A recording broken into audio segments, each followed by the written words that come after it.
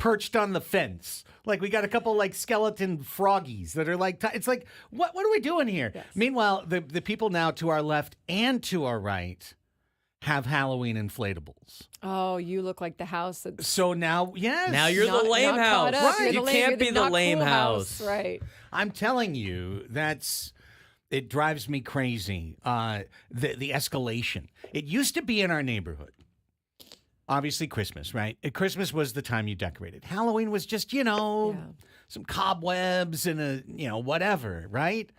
But in our neighborhood, we had one guy on the corner.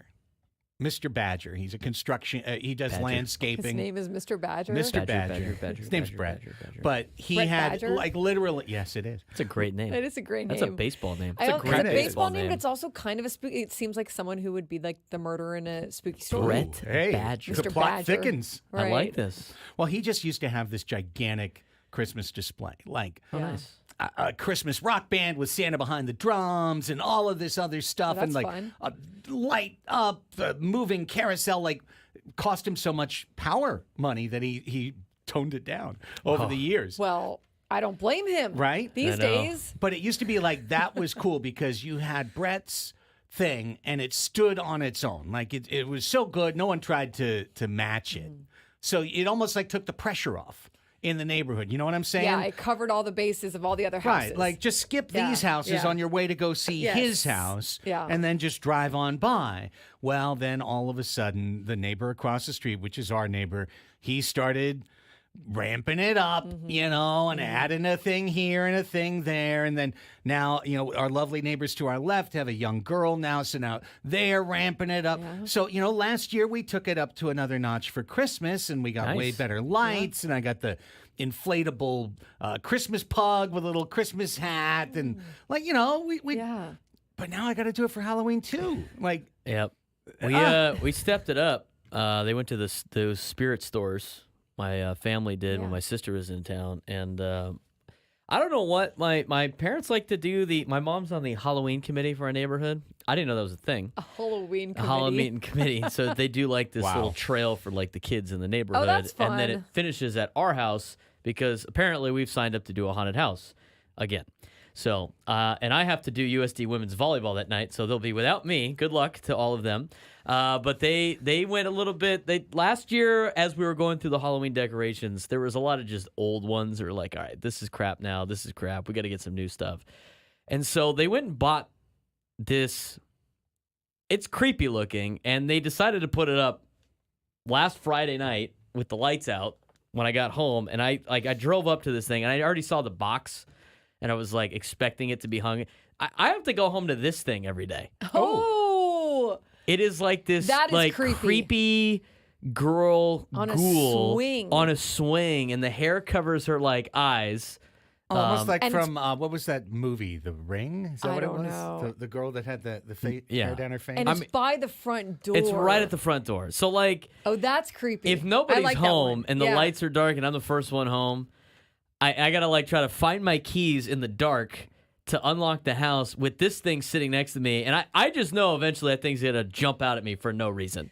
But that's a creep. They're getting creepier with the Halloween decorations. Well, and more creative. I mean, we saw the compromising one last week, which is also still out there when I went on my last run. But the Kama Sutra skeleton. The Kama Sutra skeletons. That's but- scary for other reasons. Right, for other Yeah. reasons. Still in the kids' neighborhood there. But Decision-based reasons.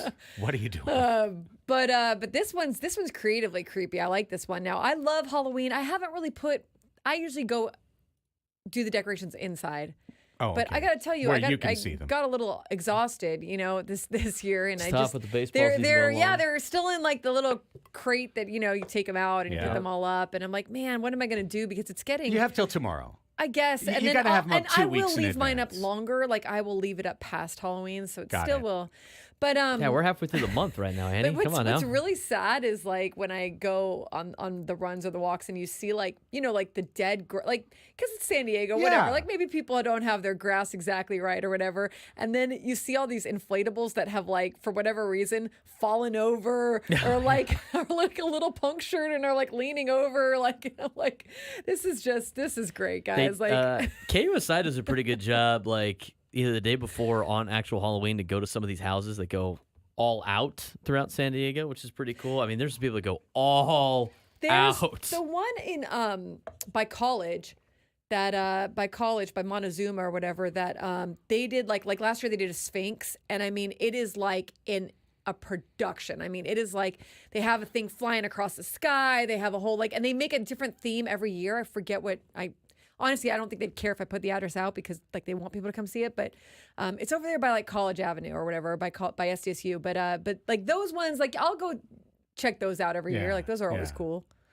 My hot take is it is okay that you haven't put up your Halloween decorations yet because tomorrow is 2 weeks until Halloween. And You have till tomorrow. I think 2 don't weeks know. until Halloween is a perfectly reasonable time to start decorating your house for a one-night event, for something that really takes place for 3 hours, essentially, right? I mean, the kids start showing up a little bit before dusk. I want to see more outside. I want to see.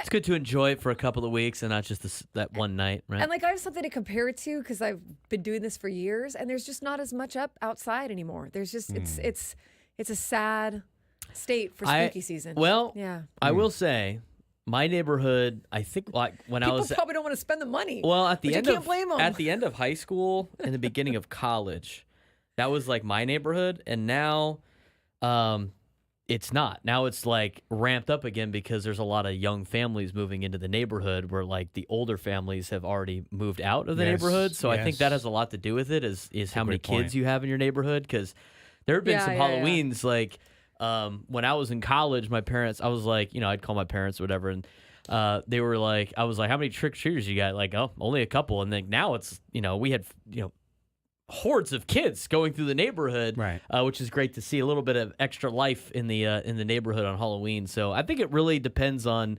how many families are in your neighborhood, and it's cyclical with the different times of young families mixed with old families, and you're gonna go through those patches. So hopefully, Annie, we got some more young families moving into your neighborhood, so you can see more decorations and extravagant displays. Yeah, I'm more with Braden. Our neighborhood is more decorated than it's ever been. So I would say, Annie, spook for yourself on that topic. Wow. Since good one, Dad good joke. one, but ching. Since it is on a Thursday this year, I do think we should do every topic should be the graveyard of, what's in the Padres graveyard. Sure. What's the ghost of Padres There past? are holiday fast money That's actually kinda questions. Christmas. Oh, absolutely. We will We be can do doing that. fast money on all holidays or close Yes. to holidays because there is a page that is all holiday There you questions. go. Also, every single sports topic we do today will be pumpkin flavored. So, Yes. Here's seeing as I was this in is a Trader Joe's completely yesterday and- non-sports segment, let's go ahead and cap it off. It's topical. It's over the top, gang. You can chill on the pumpkin. You can chill on it. It's a fun flavoring. Doesn't have to be in everything.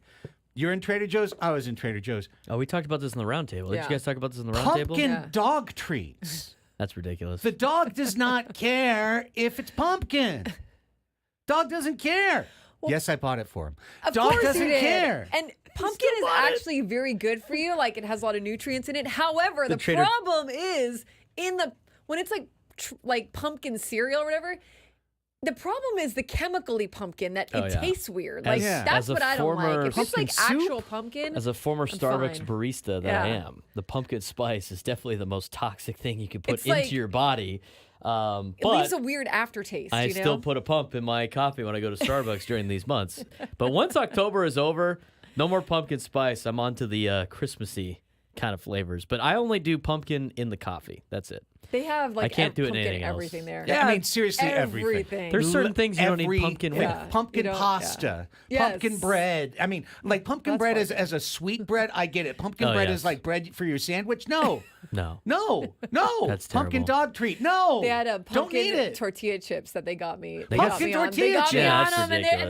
they have That's cinnamon insane. and nutmeg That's on them. disgusting. Pumpkin salsa. I don't need pumpkin salsa.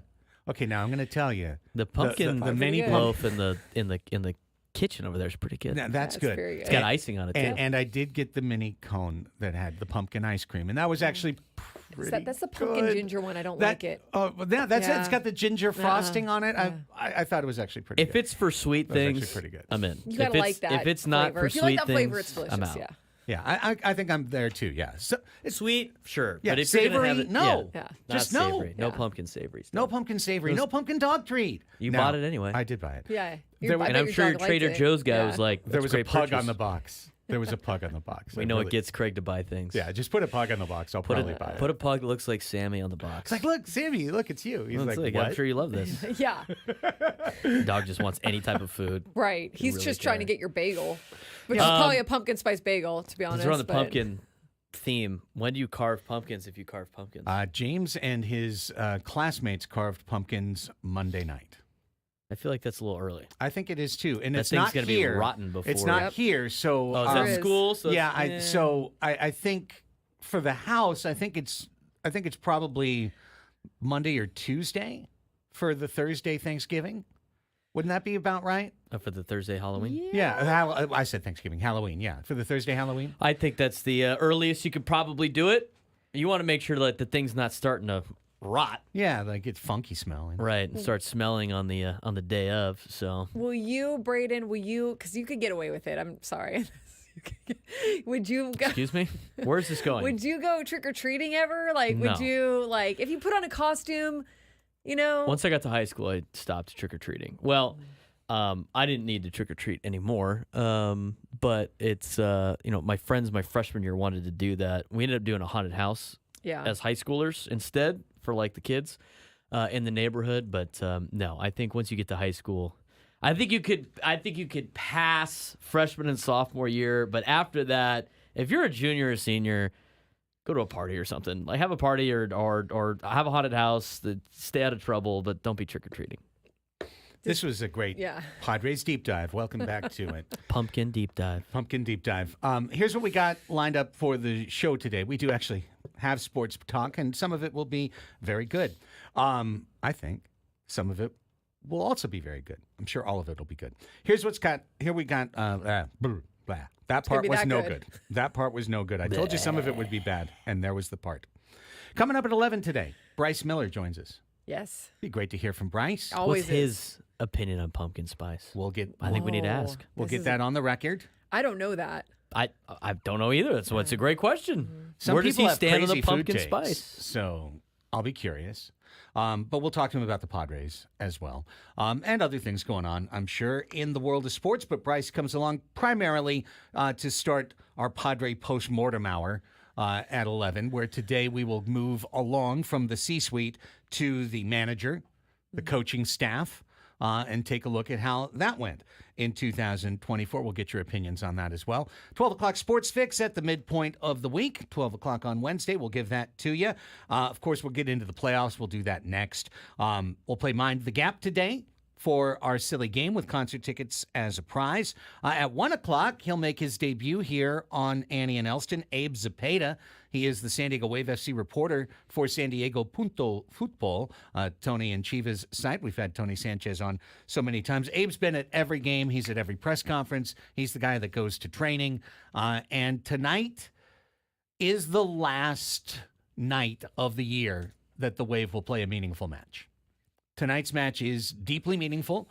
If they beat and I think maybe draw against Club America tonight, they win and advance in their group. They move into the knockout stage. I know if Club America wins, then they don't win the group. But Abe will settle it all out for us later at 1 o'clock. Plus, we can talk about something that actually made the paper today, which I appreciated, which was the state of the pitch at Snapdragon Stadium, which is deplorable. Yeah, we talked a little bit about it on Monday, and I didn't see it, so I'm gonna go look for that article. Who? Ryan Finley put a thing together Okay. about Okay, it. I think Ryan? it was Ryan, yeah. Go no, Dons. No. maybe it was, I forget. It All could have right, been Ziegler. But it was one of them. It was right at the top today. Hey, I mean, I've got look, it right here. it's something that that's a topic that I think is fair to cover. I mean, Mark Ziegler. how are you going to handle this, especially with SDFC coming in, and what are your options? And it's one thing to look at that pitch that field and see, oh, it doesn't look great, but it's also a cause for injuries, or it can be a cause for injuries. It can be dangerous. So I think a good thing to get into. They host the Monster Jam and stuff now. Yeah. I mean, That's they'll great. totally take that out for that, but still. Well, they pay for it. Monster Jam and Supercross pays for new turf, Yeah. so that's Right. probably why they brought him in. Yeah, yeah, right, They can exactly. pay for the new turf every year. Somebody can do it. So yeah, we'll get into that at 1 o'clock. We'll wrap up the show with Ask Us Anything. We play. Did I mention we play Mind the Gap? Okay, we've Yes. got it all lined up. All right, Mind the pumpkin. Mind the pumpkin gap. There's no gap for pumpkin this time of year. It's just all pumpkin. It fills in the gap completely. It's a gap filled with pumpkin. Adults like trick or treating at our house because we put the TV of the game on outside. Now Totally that's- forgot about that. That's a good That's idea. next level. That's next level. Will the creepy girl on the swing be watching the game? Oh, yeah. Probably That not. always used to be fun when you would make like a little fire pit in the driveway and like That's- sit that's around. what our and, neighbors like, do. Yeah, That's that's what we fun. kinda And, like, do. you get to Yeah. hand out the So- candy and see all the cute little costumes. Yeah. But While Yeah. the kids You're are chilling. doing the haunted house, the parents are watching the scary football scores for their fantasy teams. Right. And it's a Thursday, so Thursday night football. Yeah, Thursday There night you go. football will be on, and yeah, no, we have to do the same thing. We have usually my wife and my son will be out there, and we'll have the fire pit out, or they'll have the car pulled out because our dog is an insane lunatic maniac. So we can't have him out, or else he'll just ruin Halloween for everyone. He'll Stop just giving be him the pumpkin trick. there, Craig. yeah. Well, maybe more pumpkin. Maybe that's his soother. Yeah, exactly. So I have to stay inside with him as like the dog whisperer during that time. Like, No, it's okay. yeah. Hey, on. I have to stay okay, Sammy. inside with I do. Sammy. Somebody does. Somebody's got to do it with the TV on. It's a real shame, but And that's it. You know what? the sacrifices Guess I I'll make. It's a do it. sacrifice you have to make. You know. Sometimes you make sacrifices for your family. Guy's gonna be locked into some Thursday night football game and some action. Some max. I gotta watch that. You know what? I got. Tell Sammy me there's an likes NBA game on at least. Sammy, Send me an NBA game to Sammy watch. loves the football. I have to stay with Sammy. All right, when we're back, we're going to talk about the playoffs that are happening without us. After this, Annie and Elsten on the Fan.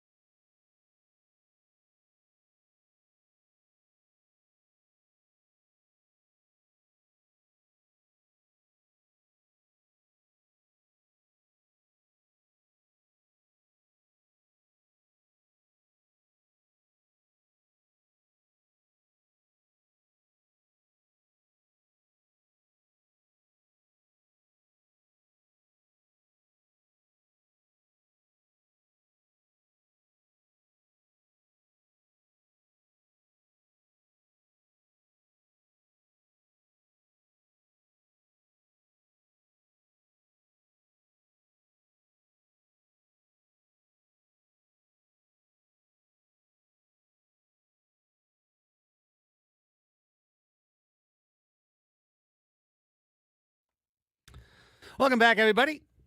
10:26 is the time. Annie and Elsten is the show. 97.3 The Fan is the place. All together now.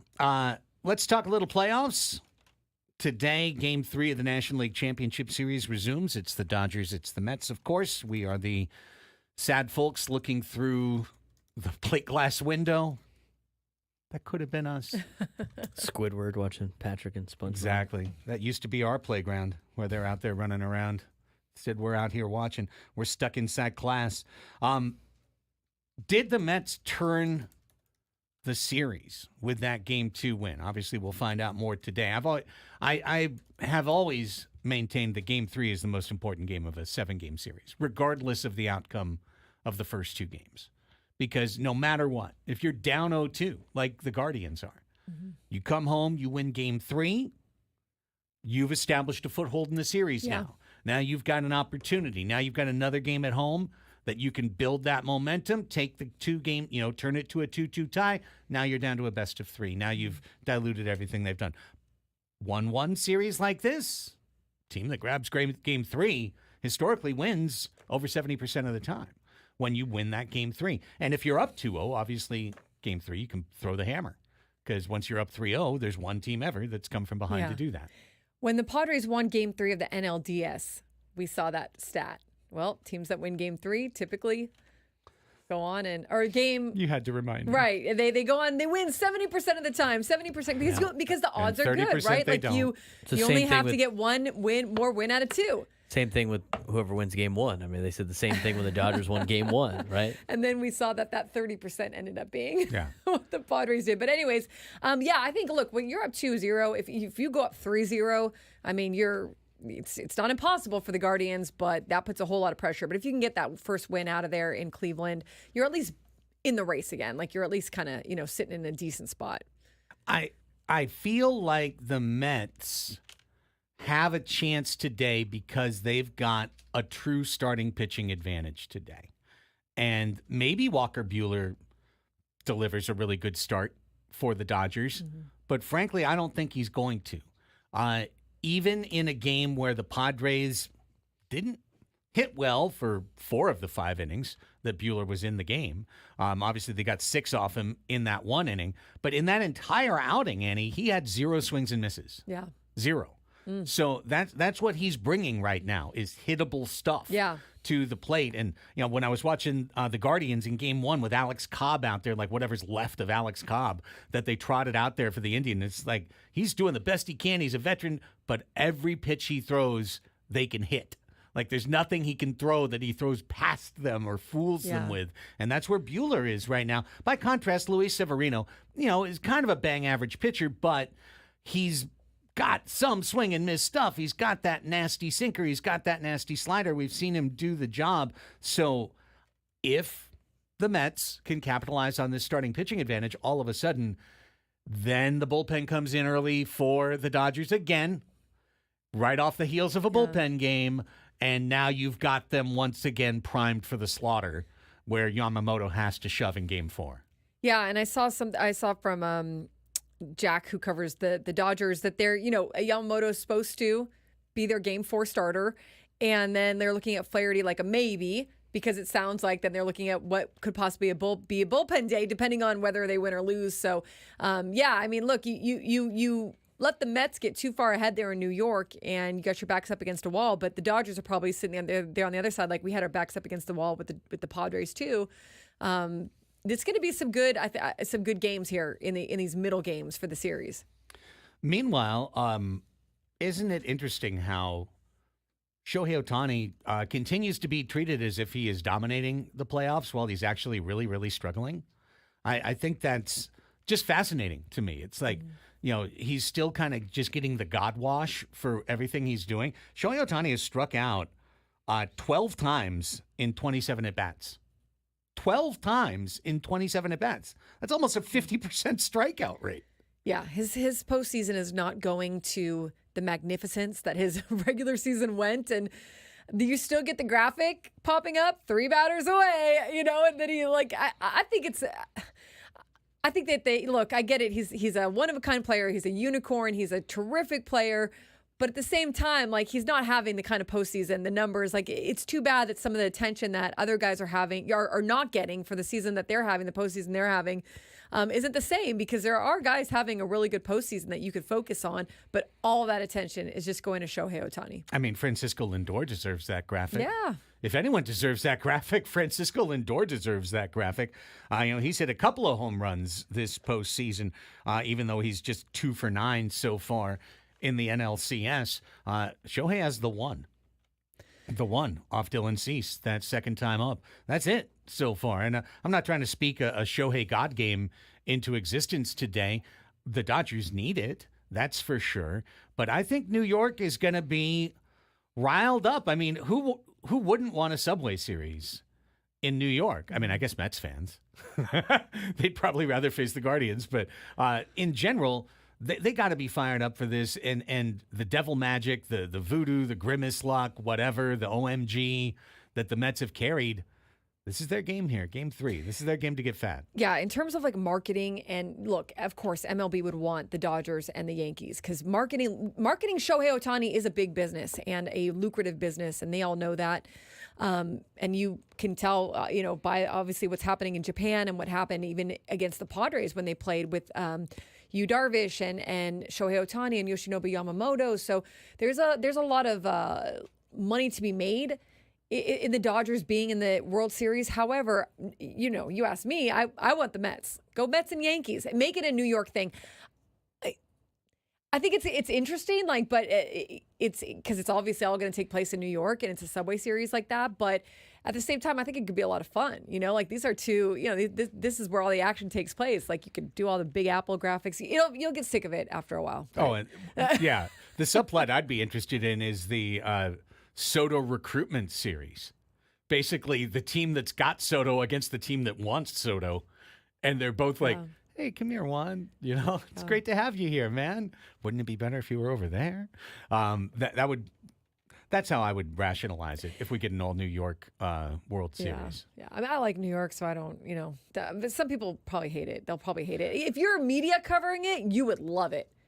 You don't have to fly back and forth from one coast to the other. You just go between the Mets and the Yankees. The dream of It'd be a dream. The dream of a Padres Angels World Series. Right? Yes. Which will never happen. No. Well, don't say never. Well, yeah. It's more of the Angels' problem than the Padres' problem. That's very true, but never say never. You never.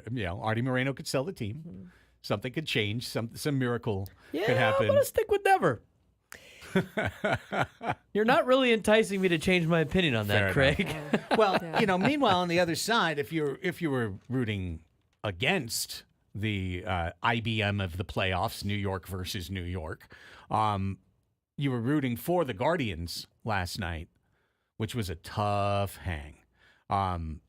It's been old friends return, ghosts of the Mike Clevenger trade series so far for the Yankees and the Guardians. Game 1 saw Joey Cantillo, who was the young left-hander that was included in the 6-for-3 trade that brought Matt Waldron, but also Mike Clevenger, to the San Diego Padres. Cantillo came in Game 1 and threw 4 wild pitches, tying Rick Ankiel's postseason Major League record for wild pitches in an appearance. Yeah, not so good.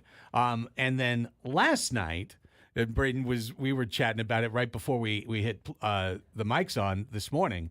Last night, old friend Austin Hedges, it's our boy, found his way to the plate in a major situation with the bases loaded. Big spot. 1-run game. Big game, Austin. Everything on the line.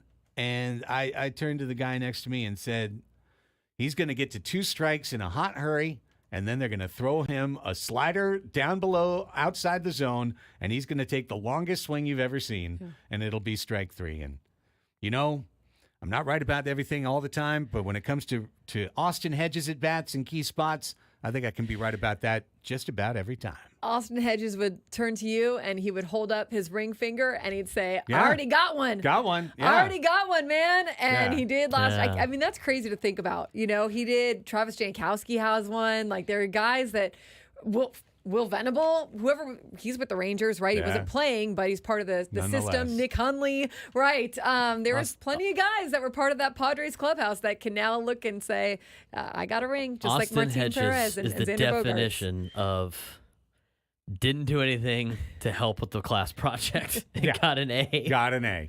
Absolutely. Corey Seager should have personally handed him that ring. That's Like, right. Here you go, buddy. Thanks. Literally my gift to you.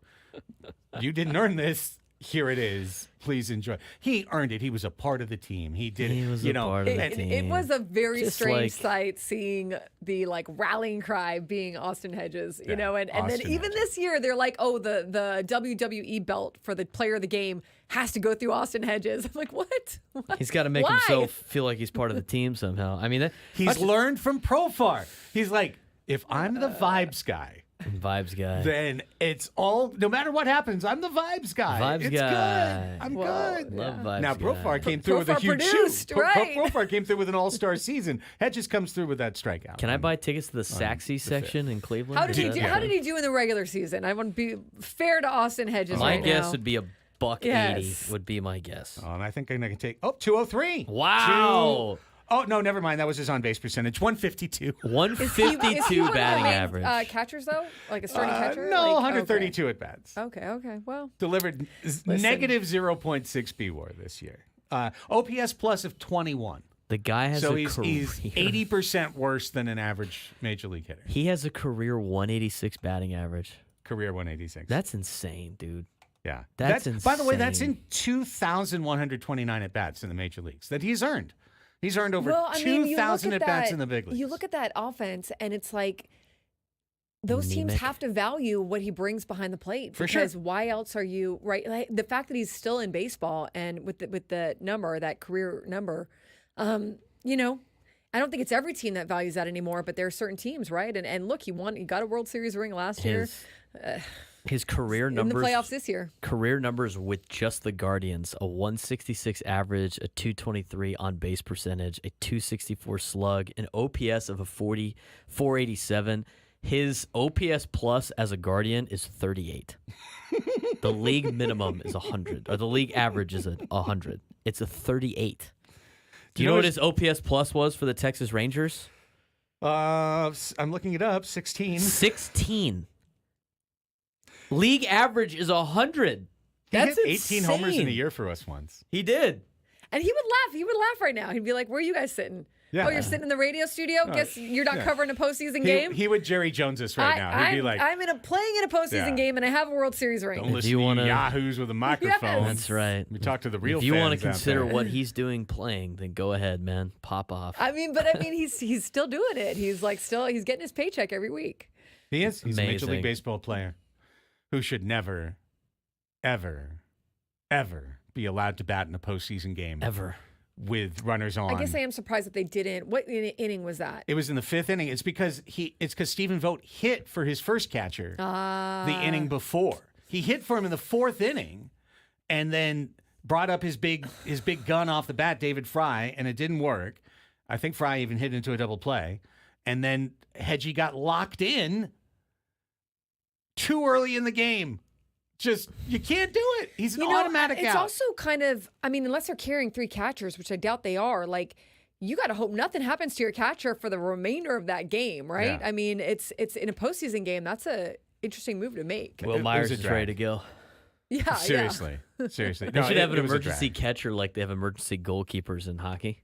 They have an emergency catcher. No, I mean like some Joe Schmo off the like. Oh. Yeah, Yeah. the guy they Sits up. signed Yeah. that's the veterinarian from 20 minutes He's away. the emergency catcher for both teams, or the emergency goalie for both teams. Just the guy that just used to play hockey. Annie, I'm going to make sure I find one of those stories for the Sports Fix this hockey season It's because it so happens great every year. It's they so use an great. emergency. Oh, there will be an American Hockey Yeah. League team that is on the road, and their top goalkeeper gets recalled to the NHL, and then their second goalkeeper gets hurt, and then the third goalkeeper is sick. Something happens in the morning of the third goalkeeper wakes up Yeah. and he's puking. And there's always some guy who's working at Walgreens, but is the local club goalkeeping champion for the beer league. Yeah. And they'll call this guy up and he'll be in warm-ups or he'll get in the third period and stop 4 or 5. And it's a story on the local news. Guy's late because he had to drop off his kids at whatever. Right? Yeah. It happens in the NHL a decent amount too. I can't wait for that. It's That's so my kind great. of story. Josh Naylor, am I reading this right? 31 home runs this year? Yeah. That man is a unit. I did not see him pretty much all regular season. I think a little bit, right, when they were playing, but they were obviously playing each other. But he is the quintessential kind of power hitter right now, right? Yeah. I mean, except he doesn't have any home runs in the postseason. No, he But struggled.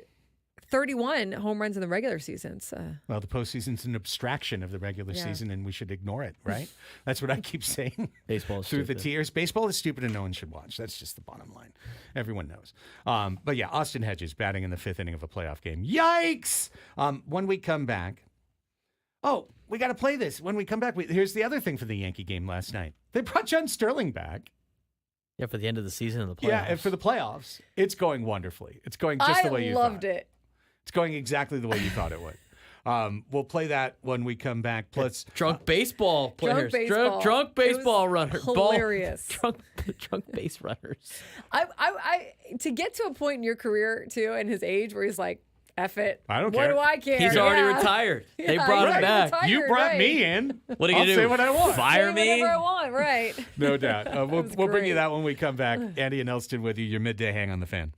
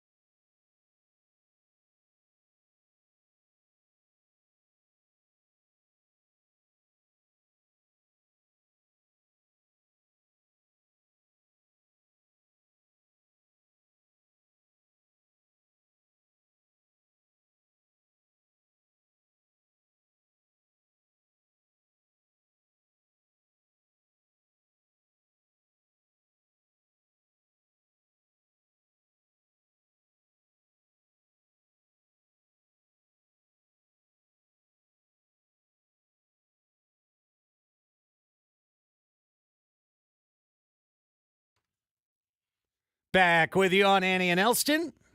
Your midday hang on 97.3 The Fan.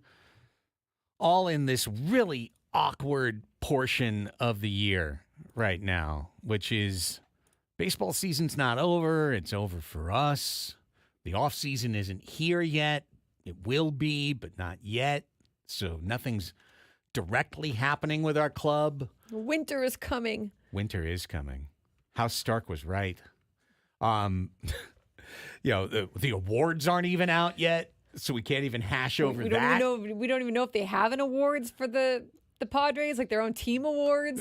Where's the banquet? We haven't been invited to the banquet. This is a sad realization. Yes, we truck on nonetheless. Yeah. This is where we make our money for the year, is to figure out the good quality, fun content to keep you laughing during the weeks like this. There are a few of them, and we get through it together. We thank you for being out there with us. John Sterling is back on the mic for the New York Yankees. That's a great thing. That's just indisputably a great thing. Did he say why he retired early on? It was assumed it was health issues, or did he say health issues? No, he kind of said he was over it, as I remember it, paraphrasing, but he did the first couple series of the season and then was like, nope, done. It's pretty cool to have him back in the postseason. Yeah. A nice touch, because both sides. The Mets also could have been like, Yankees could have also been, hey, we've moved on. But to not do that, I think is pretty cool. Well, they wanted him back. He's the signature voice. Yeah. And I'm sure he had an all rise for Aaron Judge last night. Yes. When he hit the bomb, and his home run calls are his stock in trade. It's decades long, all of his idiosyncratic calls. But also John Sterling, known to get on the Yankees. And now he is in the IDGAF phase of his Yankees broadcasting career. Jerry Jones is not his boss. Had him in the chat, 86 years old. So there you go. Like, how can you keep flying around the country? It just doesn't work. This was yesterday's game, game 2 of the ALCS, as Anthony Rizzo is going to wind up getting picked off between second and third, and Sterling isn't having it. The 0-2, a bouncer, and Rizzo is going to be picked off.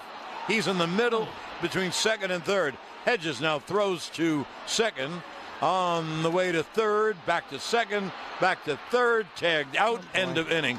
Boy, if that wasn't the Yankees, that's what they do, run the bases like drunks. Well, Glaber will lead off the next inning. Glaber will lead off the next inning. The 0-2. I love it. I say you be in that. You deserve that, John Sterling. You get to call. And you know what? I bet you Anthony Rizzo would say the same. Look, not the best showing. And they run the bases like drunks. This is what Glaber's I up do next inning. appreciate about New York. I'm telling you. He's trying to paint the just call it picture like for it his is. audience. Right. You know what? In my head, I'm like, well, that's kind of what a drunk would look like if he was running the bases. He's like, I've seen enough crap base running in my day. They That's run right. the bases like If drunks. that's not the Yankees. Braden, I want to live my life today in that pause between drunks and, well, Glaber's going to lead off next lead inning. off the inning next inning. Just he sounds so peppy when he says it. Very entertaining. He's like, turn the page. Well, all right. Glaber's leading off next inning, and we'll be right back on WABC. Oh, my God. I that liked was it. amazing. I respect it. That's amazing. I feel like if you're a player, I don't know, maybe the players hate it, but I think if you're a player, you can probably respect that he's done it long enough where, he's going to call it like it is. He's going to call it straight. Hey, they're almost all gone. They're almost all gone. The grand old lions of the baseball broadcast booth. There's barely any remaining. Like, who's left? Who's left from the absolute iconic era, right? Scully retired long time ago. Buck, of course, long gone. But John Miller still in San Francisco.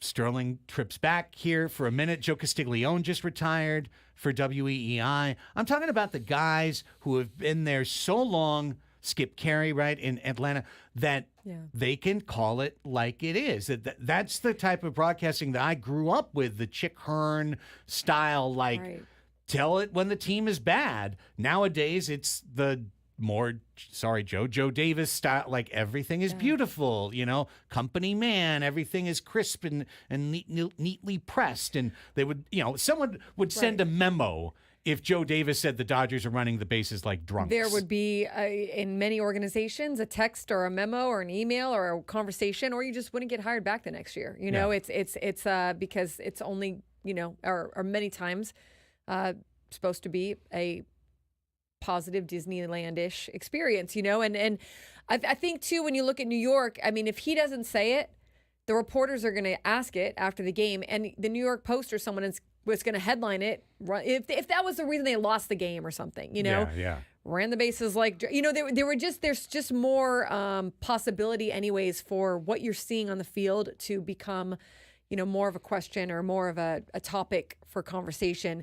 Versus sometimes I think, we're like, you aren't sure exactly if what you're seeing on the field is the same as what everyone else is seeing on the field, right? Well, there used to be a level of trust about this, that you knew that guy, even if they were being critical in that moment, that you knew where his heart was, you knew where his head was at, like that the criticism was of a play, not something that you had to take personal or hold as a grudge and root. And that's just the difference these days in the corporatization of all this, is those, like I said, those lines of the game. And listen, we had it here in San Diego as good or better than anybody when we had the Colonel and Uncle Teddy. And those were two guys that were going to tell things the way it was every single time that they came out there. And you had that level of respect. Like there was a back and forth level of respect between the organization and the booth and the organization. And that's been completely destroyed now. There's got to be some fairness to it as well. You can't just go in the booth and I think players will be fine with it as long as it's fair, right? And as long as it's not something where you're just trying to have a vendetta with a guy, or you're just trying to make something personal, or you're not accounting for the game of baseball being hard and sometimes mistakes happen, like that's different, But if it's just like a personal thing, I don't blame players for being upset at that. For sure. Maybe I think Anthony Rizzo was going to be fine with it. I think he's fine because he knows. He's like, all right, okay. I did. You're look right. Like a I could have done drunk out better there. Yeah. Bryce Miller, fully sober when we come back to look at the Padres season.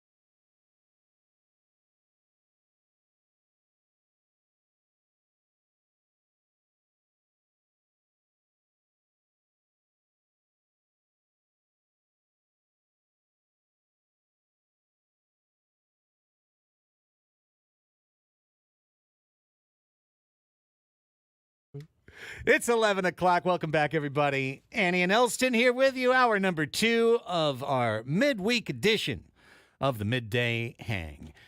Annie Halbrun, Craig Elsten, Braden Suprenant, soon to be joined by Bryce Miller from the San Diego Union Tribune, their columnist, who's scheduled to be along to join us in this segment as we start to get back into some Padres baseball talk here. Braden just noted during the break, Annie, that Luis Arraez has posted a hospital pic. The surgery to repair the torn ligament in his thumb on his hand is, as opposed to the thumb on his foot, the thumb on his hand is done. It's done.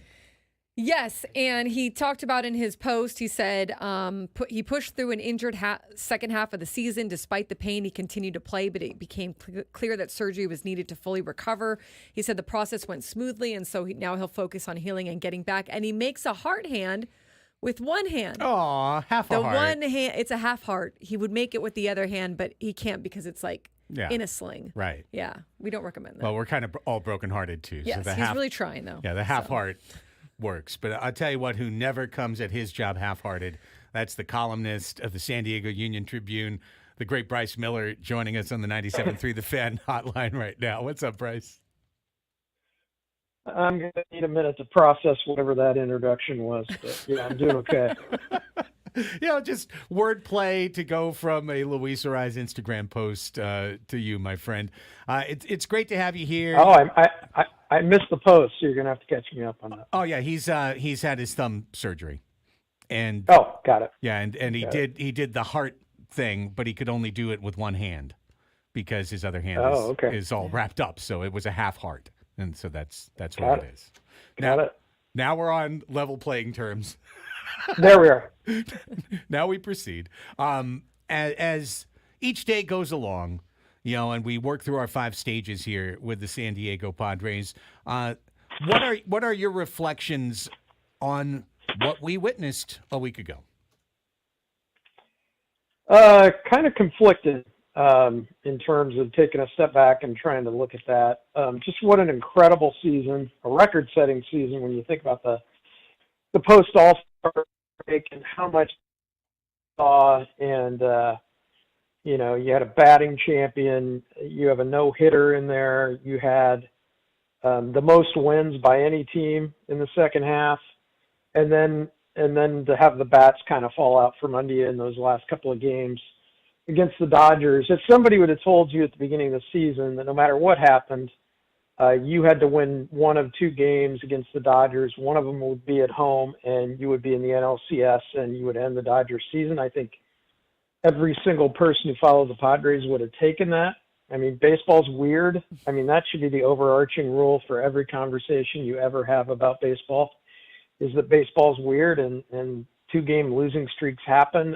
But I think the way that it happened with no runs across those 2 games in particular, but really 24 innings over 3 games, given this was the best contact team in baseball, led baseball in average for the first time ever since 1969 when the Padres landed.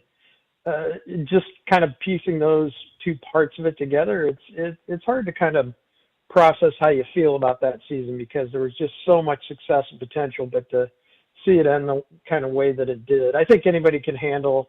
They lose game 4, 4-3. They lose game 5, 7-5 with a 3-run comeback in the 8th, where you're kind of knocking on the door, but just to be muted in that way really changed the thought about it, I think, for some. Yeah, I would completely agree, Bryce. And it was so weird to see them get away from, like you said, something that they did so well for the whole season. Did you see that as more of just really good Dodgers pitching? Did you see that as Padres pressing? What was your takeaway in terms of just why the bats went cold up and down the lineup? How about yes?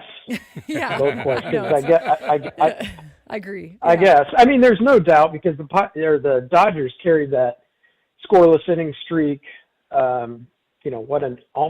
Another 9? What did they get to? 33 innings, I think, before it was finally snapped. So they carried that in to an NLCS, and they got pitching that it's weird to say. that the Dodger pitching got healthy, because so much of its starting pitching wasn't healthy, and that was the storyline with them, and that's where they seem most vulnerable, and in a lot of ways were. But they got some key relievers back and settled in and throwing well, and it just seemed like as they passed the baton, it was a different look, but it was a different look that came off as elite in terms of those looks.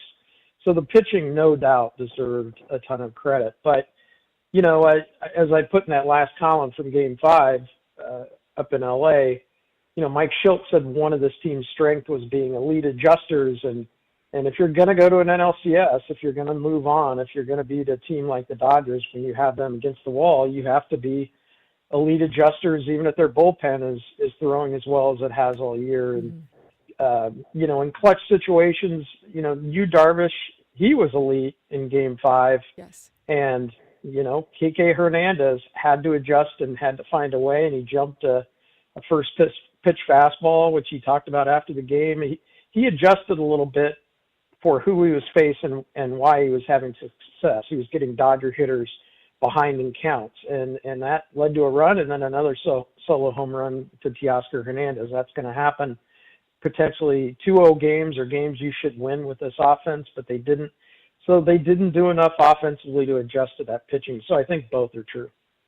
Yeah, you know, Bryce, you're kind of touching on something that has been sticking in my craw as well, which was that it wasn't just the ending of a series. It was in some ways the puncturing of a balloon in terms of what we had come to truly internalize and believe about the Padres and the offense. Grit squad shows up, elite adjusters make elite adjustments, you know, all of the things that we heard, you know, we're going to keep our style. And I felt like psychologically, even in Game 3, the Padres were not utilizing the opposite field, the middle of the field. The Dodgers were free to shift and dramatically shift, and they were getting ground balls to the pull side from Padres hitters. And that's what I just found so disappointing about the end of the year, is that it wasn't just that they lost, because like you said, I mean, come on, you know, it's a ridiculously short series, and you go 2-3 in it, and we're supposed to say that it was a gigantic disappointment, right? But nonetheless, what's disappointing is that, like, we had not only seen it, but we had heard it so many times that to see it just disappear like that, it was shocking. Yeah, it was just so stark. When you think in the NLDS, if, again, back to the old, if you had told us beforehand, that series that Profar, Machado, and Arraez were all going to vanish offensively in terms of big contact and big moments, you would say, okay, that team, even the Padres, the way they played all year, they're in trouble if all three of those guys go silent. And, you know, for the most part, they did in that series. And that's contact you had to have, especially out of Arraez. I think he was such a table setter for that team all season long, and he created so much pressure for defenses by just creating situations. And they didn't have the, you know, early in an inning base traffic that they had so many times, because if it wasn't just the contact, you know, this team was really, really good. One of the best in baseball at strikeout rate all year. They were walking, they were making contact, they were putting traffic on bases, and the Dodgers pressed defensively early in that series. They made mistakes. That 6-run inning, they showed that even a Dodger team can unravel when a couple of things don't go their way. And the Padres really never put them in that kind of a situation again over those last 24 innings. And to just stop applying that pressure because of those bats going silent in the way they did in the way that you pointed out, Craig, that's what made that so stark.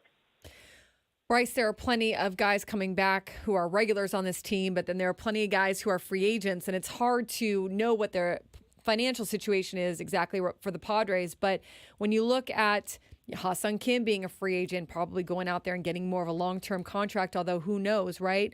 Kyle Higashioka, Jerkson Profar, Tanner Scott, all free agents, Donovan Solano, David Peralta, Martin Perez.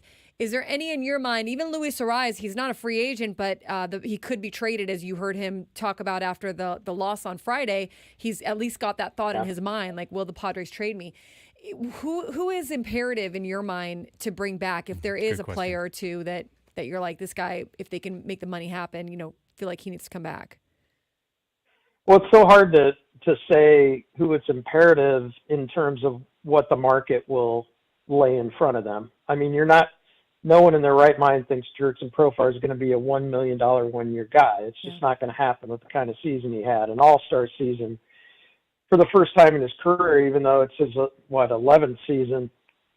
He's going to command more. But as he's shown, you got to, I don't know this, but I would think in his mind, he's had incredible success and felt most comfortable in San Diego. So even though he's not going to be a discount guy anywhere close to that rate, you would think he would lean toward trying to stay in San Diego if he can. But again, the market will dictate that. Higashioka was kind of a throw-in to that deal that they really looked at to try to get Michael King and buffer pitching with Vasquez and Brito. And you got power, for a stretch at the right time when this team needed it. So he's got options too, but this is just a vibe thing. I think he likes San Diego. He would always talk in the clubhouse, and you'd hear him having conversations with guys. He likes to get out with the surfboard. He loves San Diego. And so there's a little bit of a question mark there. One guy I think you have the chance to lock up. He's affordable and shouldn't be overlooked is Adrian Morejon. Quietly was one of the solid lefties in that pen you could go get. I would think you start with things you can control, and I would think they could get him. But it's so bizarre to think, and I think both these things are true. I think it's bizarre to say that a team that we've laughed about having too many shortstops has a shortstop question. Yeah. Because you moved an all-star shortstop to right field where Tatis is so comfortable. And Bogarts isn't going anywhere with that contract, but defensively was suspect late in the year and into the playoffs. And granted, that's through no fault of his own. He got thrown over there. But I think Cronenworth is a mix and match guy that might be an option there. But I think it's still a question mark. The guy you're going to lose, I think, without a doubt, is probably Tanner Scott. He was the Ohtani killer, and that only increased his market in the playoffs the way he threw against Ohtani alone. If you can handle that guy, you can handle any lefty in this league, essentially. So that's what that performance said. But, Ha-Seong Kim hiring Scott Boras in the offseason, that does not say he plans on being an affordable option. So that changed the dynamic with him. It's really hard. Arraez has said he wants to stay here, and again, that's probably going to, I would think that's a possibility for next season too. Unless it's just a trade that made a ton of sense. I'm not answering your question, am I? But I'm trying because I think. I think it's such a good question because I think you can compartmentalize individual guys, and there's so many question marks inside that about what the market's going to look like for them. So it's a hard one, but they're going to have to adjust. They might end up needing a left fielder next year. They might end up needing another bullpen piece. Joe Musgrove being out essentially the entire regular season. I know he talked about trying to work back from Tommy John for the playoffs. What does that look like? You're a piece away, even with some guys that have thrown for you, Matt Waldron, and then he came in late in that last game, and granted, that was a different emotional situation, but I think you still have at least another question in the rotation. So, and Dylan Cease at the end of the year, the way he threw in the playoffs, I think they need another starter like most teams in baseball. So they've got a ton of questions, even for a team that was maybe a couple of runs away from the NLCS.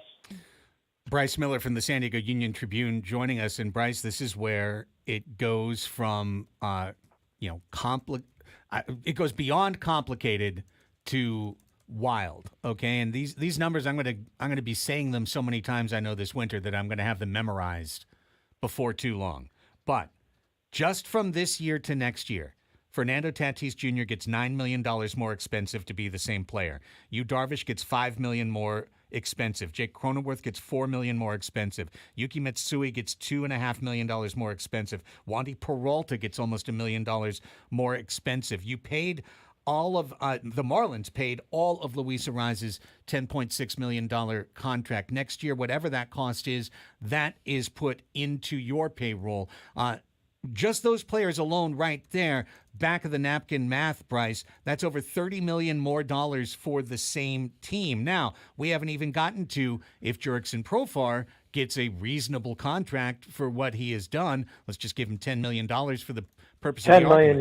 yeah. Yeah, for the purpose of the discussion. Now that's $40 million more for the same team before you pay the arbitration raises to guys like Dylan Cease, Michael King, Jason Adam, Morahone, and the Padres aren't that far from the luxury tax threshold. So when I really look at it, Bryce, if they are telling the truth about not wanting to go over the luxury tax in 2025, they're pretty much out of room already before they sign anybody. Yeah, that's a really good point. Have they said they definitely won't be over in 25? I don't know that I've heard that.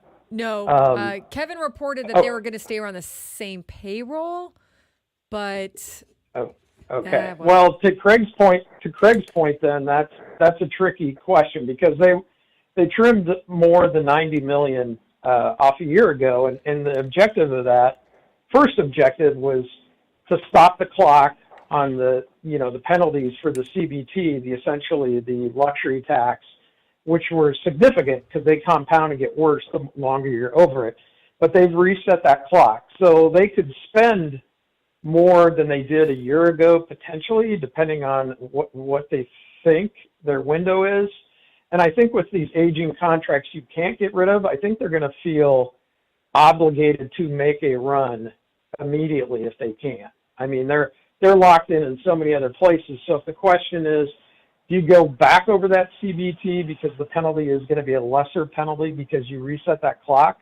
I could see a world where they're motivated to do it, but I can also see a world that is, with some new leadership with Peter Seidler, not, the chairman anymore, that, hey, we won by cutting, but by being smarter at the trade deadline, by being smarter in terms of the pieces we've plugged in. I could see both sides of it, but Craig just raises a really important point, I think, that once you look at all those contracts and the money that they're going to have to spend that wasn't on the books this year, to not change at all, to be the team they are right now, that becomes a complicated question, and that's the reason I think it's one of the biggest for them in the coming year. Well, Bryce, we always appreciate your time, man. I know we'll catch up even more as the fall and winter move on, but thanks for being such a regular part of our Padres discussions in these 11 a.m. hours over the course of the season. Sure, anytime. Thanks, Bryce. The great Bryce Miller. Yep, yeah, thanks to you guys. Did a bunch of great columns during the postseason and all season long, and of course we'll continue to cover other sports and the offseason moves that the Padres make until they start back up again in spring training. So always good to check his stuff out. And I look back on what Kevin wrote. So Kevin wrote an article the Saturday after the next day after the Padres were out of the playoffs, and wrote that the Padres are committed to a payroll closer to the 2024 level, which was $169 million, then 2023, $265 million. However, I mean, look, can things change? Sure. I mean, is that the expectation now and what he's hearing and what he's being told? And then in 3 months from now, things have changed. I mean, that happens all the time. So my understanding is that it's going to be closer to the 2024 level, but maybe they go up 10, 15 million. Maybe it's not exactly 169, but it's 200 or, my understanding is that they still have some pretty considerable debts from previous years. They're still working to pay off. Well, they're going to pay Eric Hosmer $13 million to create a podcast empire. Last year, that. Year. Yeah. But I mean, it does raise, if you're a season ticket holder, which you are, and there's plenty out there, it does raise the question of, hey, season ticket prices went up. There were playoff games at Petco Park. Money for concessions, I'm sure, is higher. Like, everything's higher. So I understand there's inflation as well, but how much of that, I think it's a fair question. How much of that is going back into the team? How much of that is being sunk back into the payroll or the roster? I can't get out of my mind when we talk about this, Annie, a couple of things.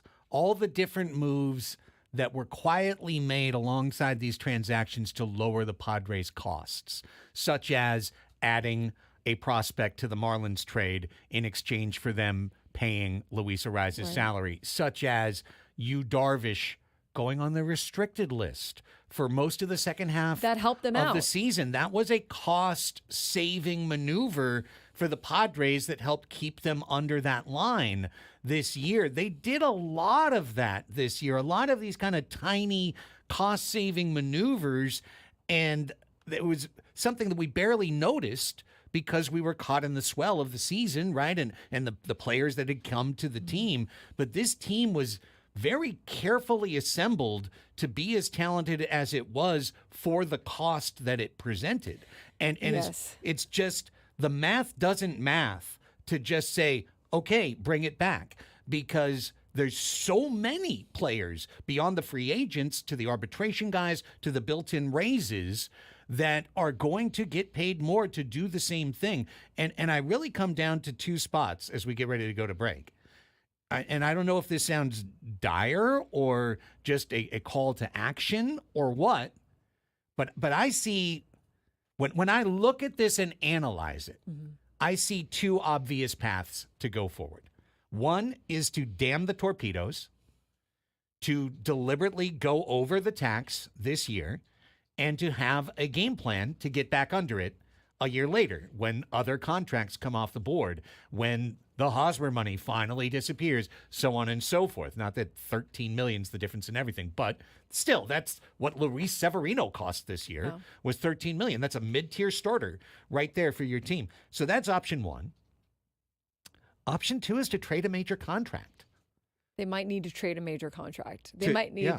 especially too when you look at the fact, and I'm not saying it's going to be Luis Arraez. I hope it's not, but it could be, right? But you look at the fact that they didn't pay him this year. I mean, that was really incredible for AJ Preller to get that kind of a deal this year, where you take on a player and you don't have to pay any part of his contract, barely. I don't think that happens every year. Now, AJ Preller's creative. He's been known to do these kinds of deals and to kind of make something like that happen, where Peter Bendix of the Marlins, I think knows what hit him still with AJ Preller being able to do this. But the chances of you being able to creatively, it's not impossible, but like you said, you had to hit on a lot of things, and Yu Darvish also going on the restricted list did help, of course, for these Padres. So I think you might have to move maybe someone in the sense of like a Juan Soto, like a Juan Soto deal. Hey, we really would love to have this guy on our team, but we need these other 4 things, or we need these other 2 things, and we think we can get it done without him, as much as it will hurt. Let's take a time out. When we come back, we'll keep the Padre talk going here in this 11 a.m. hour as our slowly unfolding season in review. Listen, we got to be here every day, guys. 20 hours a week, all right? 20 hours a week. I also want to say, we're not talking about, I see it in the chat, sorry, I know I'm going over this right now. It's okay. We're not talking about the contracts that are the long term. You're not trading those. Tatis, Xander, Machado, Cronenworth, You can't trade Machado. Right. You can't trade Tatis. He's got a no trade. Right. He'd have Either to no agree to trade it. or they're very favorable toward the player. There's Yeah. not going to be a team that's pretty much going to take that on, right? So, and nor would you, I would argue you wouldn't want to, right? But we're talking more maybe there could be a Dylan Cease, Michael King, Luis Arraez, guys that are more prone to free agency in a year or so. Have more value on the market. That's right. Because Bogarts, yeah, I've seen 6 people a day in the chat saying, well, you got to get rid of Bogart's contract. How? To who? No. Who's taking it? Who's taking it? The dream that the Red Sox are going to take that deal? The reason he came to us is because they wouldn't give him that deal. That's literally the reason that Bogarts is a Padre, is because the Red Sox said no to giving him a gigantic deal, and the Padres gave him double what the Red Sox were willing to give him. If you think the Red Sox are going to be after 2 super mediocre and injury-filled seasons, Xander, please come back. Come back to us now at age 32 at the rate of $26 million a year. There's no chance. I wish none of them would leave. I hope all of them stay. It's just not probably realistic in terms of the payroll that they're, at least right now, saying that they're dealing with, and the debts and everything. So we'll see if it changes. Yeah. Or maybe something creative like Calvin just said in the trade. Hey, we've got the whole winter to kick it around, but listen, we're painted into a pretty tight corner here. And going into AJ 25. Preller was painted into a tight corner last year and made it happen. And he made it happen. Yeah. He absolutely did. He also had Juan Soto to trade. we do not have, unfortunately, a generational outfielder with 1 year of service waiting to be traded. That was a really cool piece. It was a good piece. Did get you back quite a bit. Really yes. cool piece to move. All right, we move on to our coaching staff season in review for the San Diego Padres. After this quick timeout, Padres fans, stay right there. Andy and Elsten talking baseball with you on the Fan.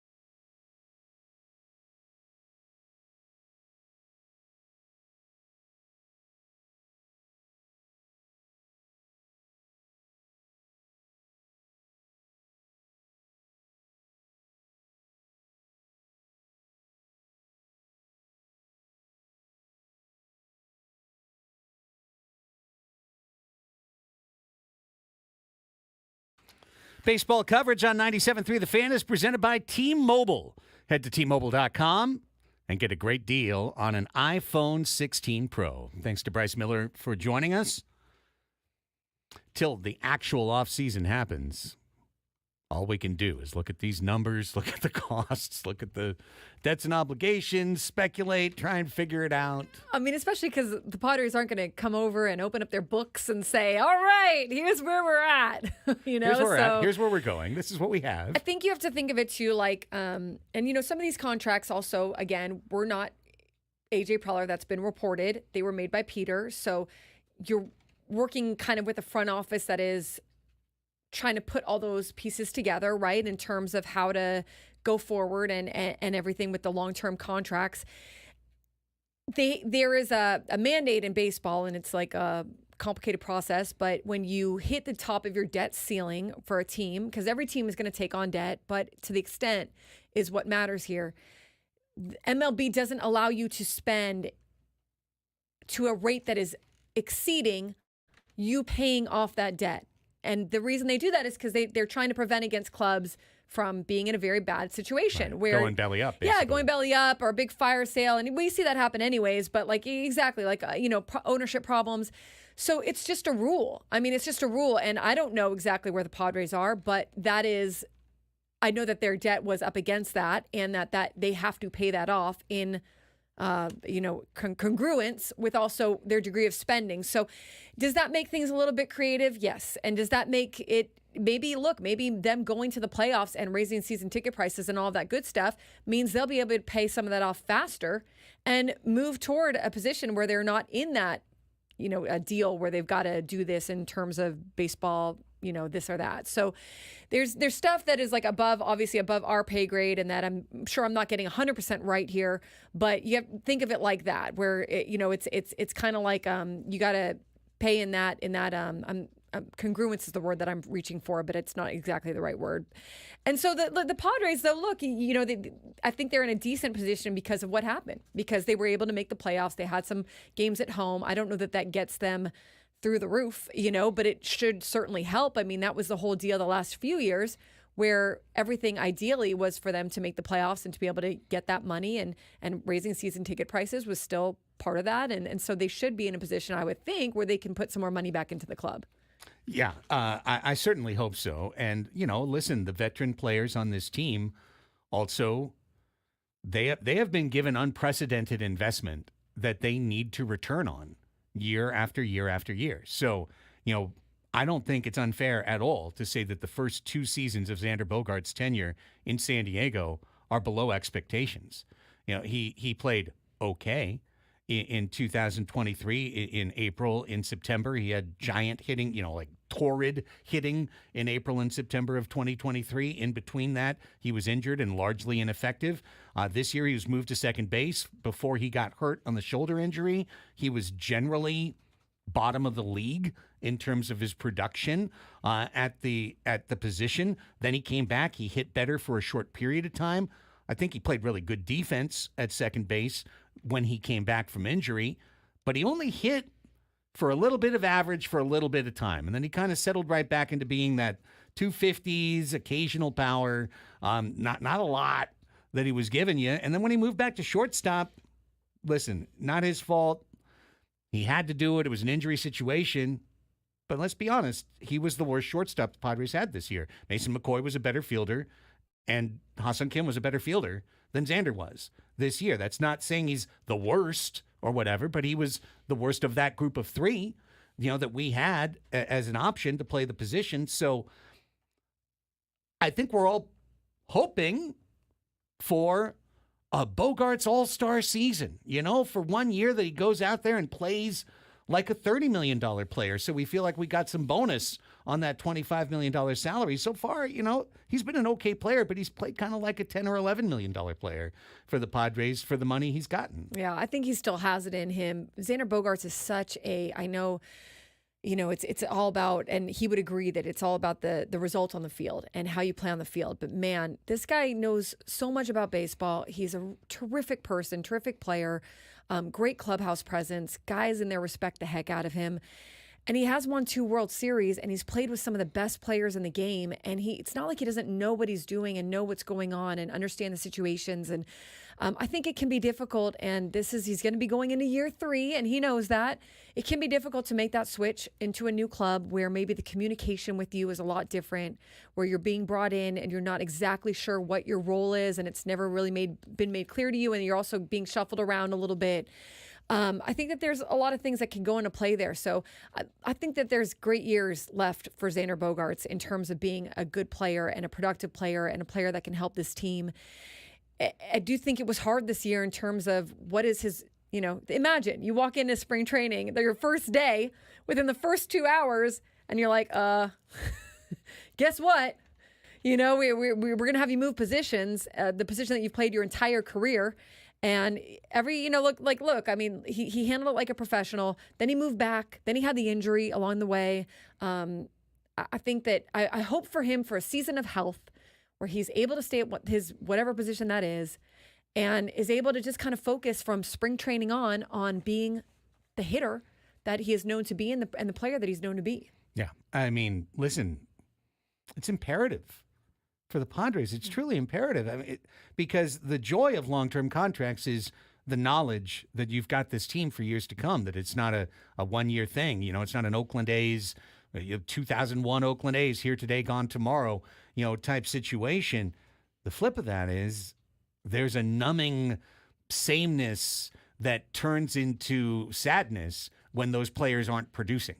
And that's what's happening about 80 miles up the I-5 at the Big A, where it's just every year, okay, well, yeah, we've got Mike Trout. Yeah, we've got Anthony Rendon. Yeah, we've got these guys. They're hurt. They don't play. We lose. We're no good. So Xander's got to get that turned around. He really does. He's got to get that turned around and put a big year together for the San Diego Padres. And I mean, look at what happened with Manny this year, 2024. The whole first half of the season, you couldn't go into any social media site, and it was like, oh, Manny's a bum. Manny's never going to produce. Manny's going to be a bad contract for years and years and years. And then he goes out there and he kills it once his arm was healed. So I don't think it's the right approach to just think that these guys are washed up. Like, I really don't. I would tell you that it's going to be a long 10 years if you think that's the case. And it can really work both ways. I mean, look, the second half of the season, you can look at it and you can be like, hey, this is great.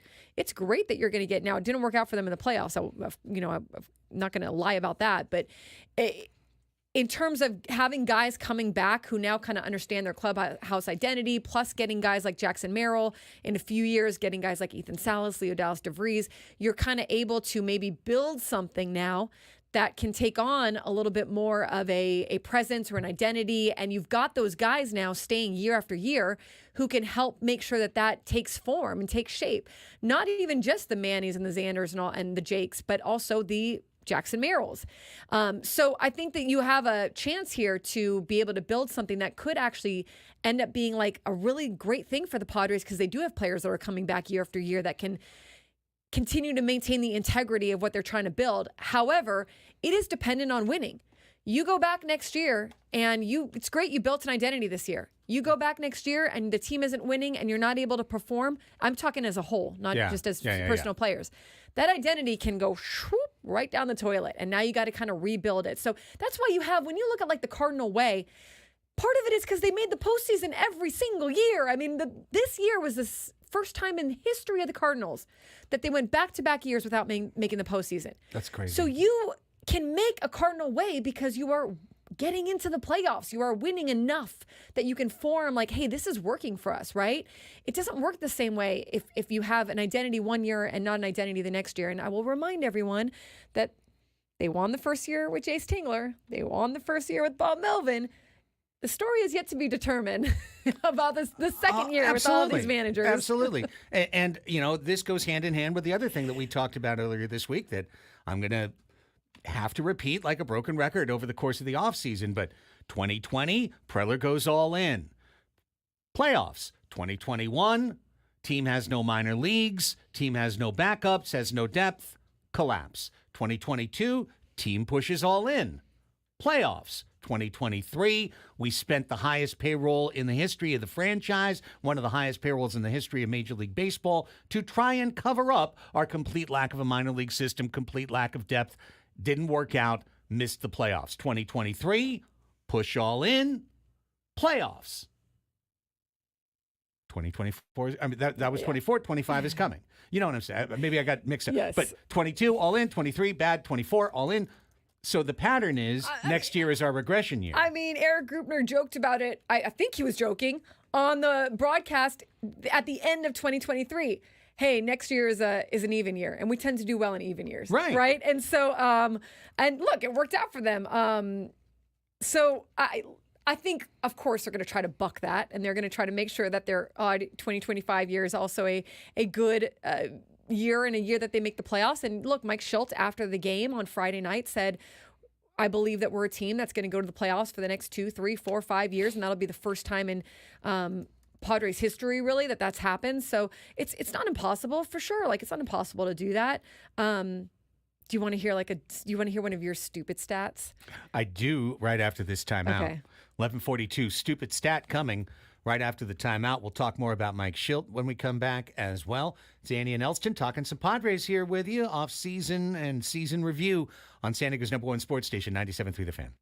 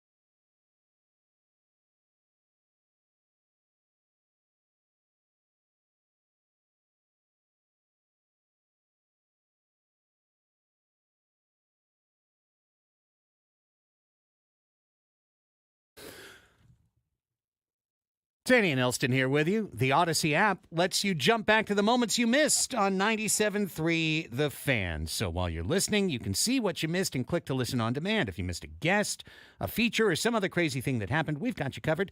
Download the free Odyssey app. Search 97.3 The Fan, tap earlier today, and start learning.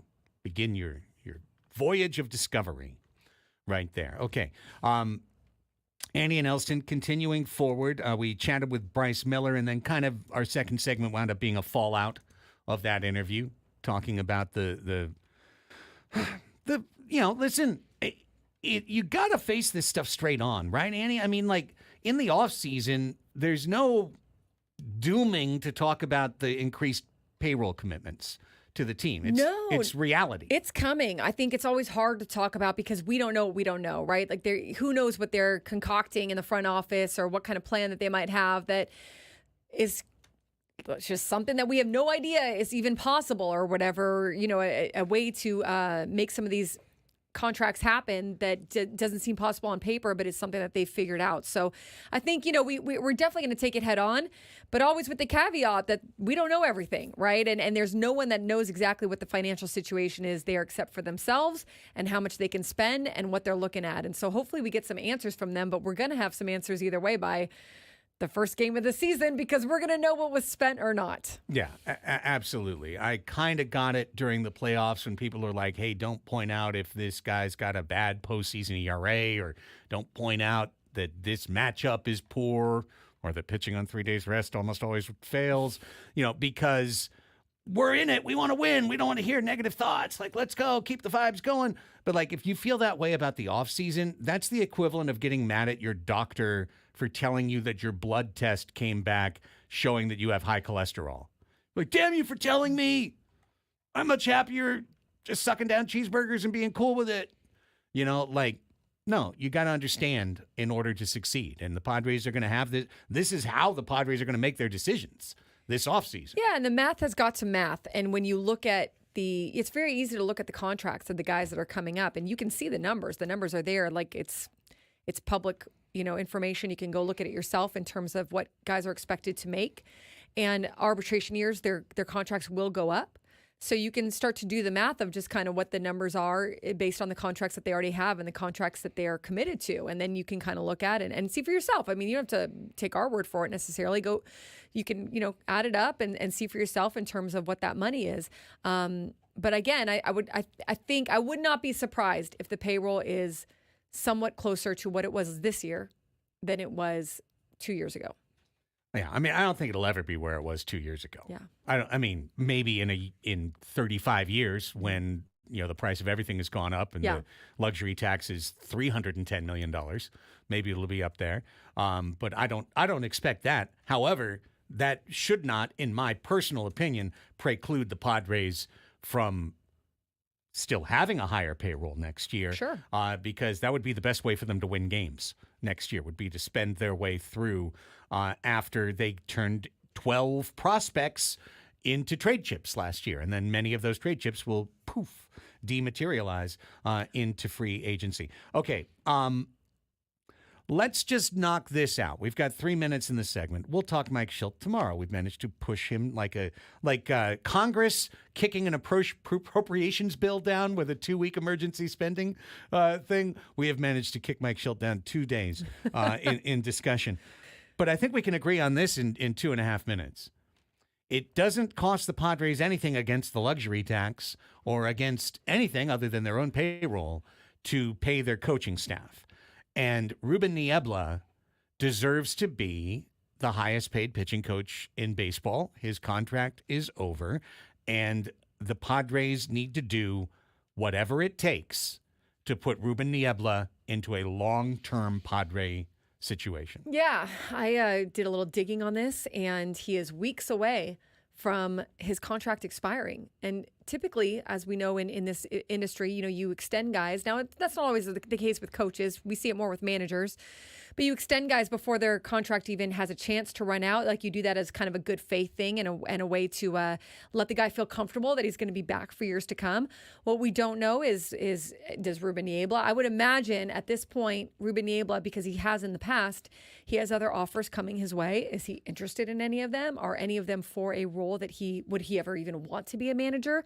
Those are questions that I don't have the answer to. I think this is maybe just a case of things getting a little lost in the shuffle and both sides wanting to make something happen, and they'll just get it done in the weeks to come, and it'll, we'll talk about it when it happens and we'll move on. Yeah. Oh, and we'll be happy. Yeah, 100%. Ruben Niebla is the guy has proven over and over with this Padres team and with his career before that with the Guardians, how valuable that he is in terms of pitching and how much the players, and this isn't just like player speak when they're like, oh, I like my coach and everything.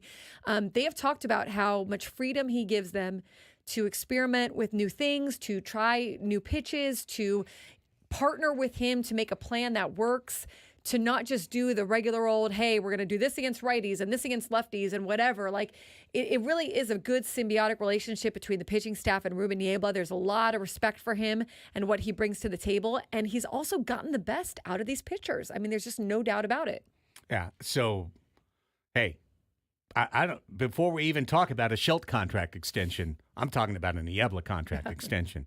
I'd put it in a stone tablet. 6 years, 7 years, like whatever this guy wants, a raise, a new title, a transitional opportunity into the front office when he wants to, whatever it is, give Niebla whatever the man wants. Pay the man his money. Yeah, give him his bag. He earned it fair and square. Okay, when we come back, midpoint of the week, midpoint of the show, your 12 o'clock sports fix is dead ahead with all the latest news from the National Football League, from college, from Wave, U.S. men's national team in action, what's going on in big league baseball. We've got it all for you. A little later on in the second half of the program, Ethan Salis, the future of the Padres, killing it in the Arizona Fall League right now. Bring you some sound from Ethan Salis. We'll play Mind the Gap. Abe Zapeda from San Diego Punto Football is going to join us as well. So stay right there. Lunch hour is next. It's Annie and Elsten on San Diego's #1 sports station, 97.3 The Fan.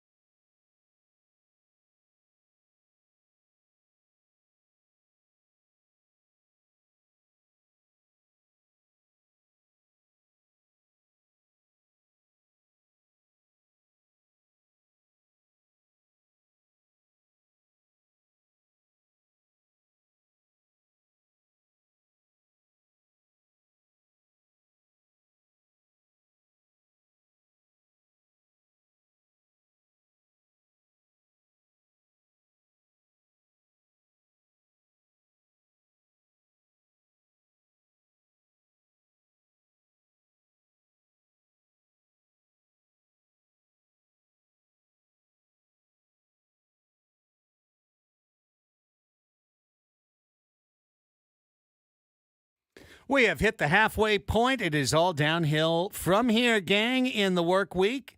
It is Andy and Elsten, your midday hang with you on San Diego's #1 sports station, 97.3 The Fan, with Andy Heilbrunn and Braden Soprenet. I'm Craig Elsten. As you unzip your salad or reheat something that you had for dinner last night for lunch today, we're going to warm up all the sports news of the day for October 16th and present it to you thusly.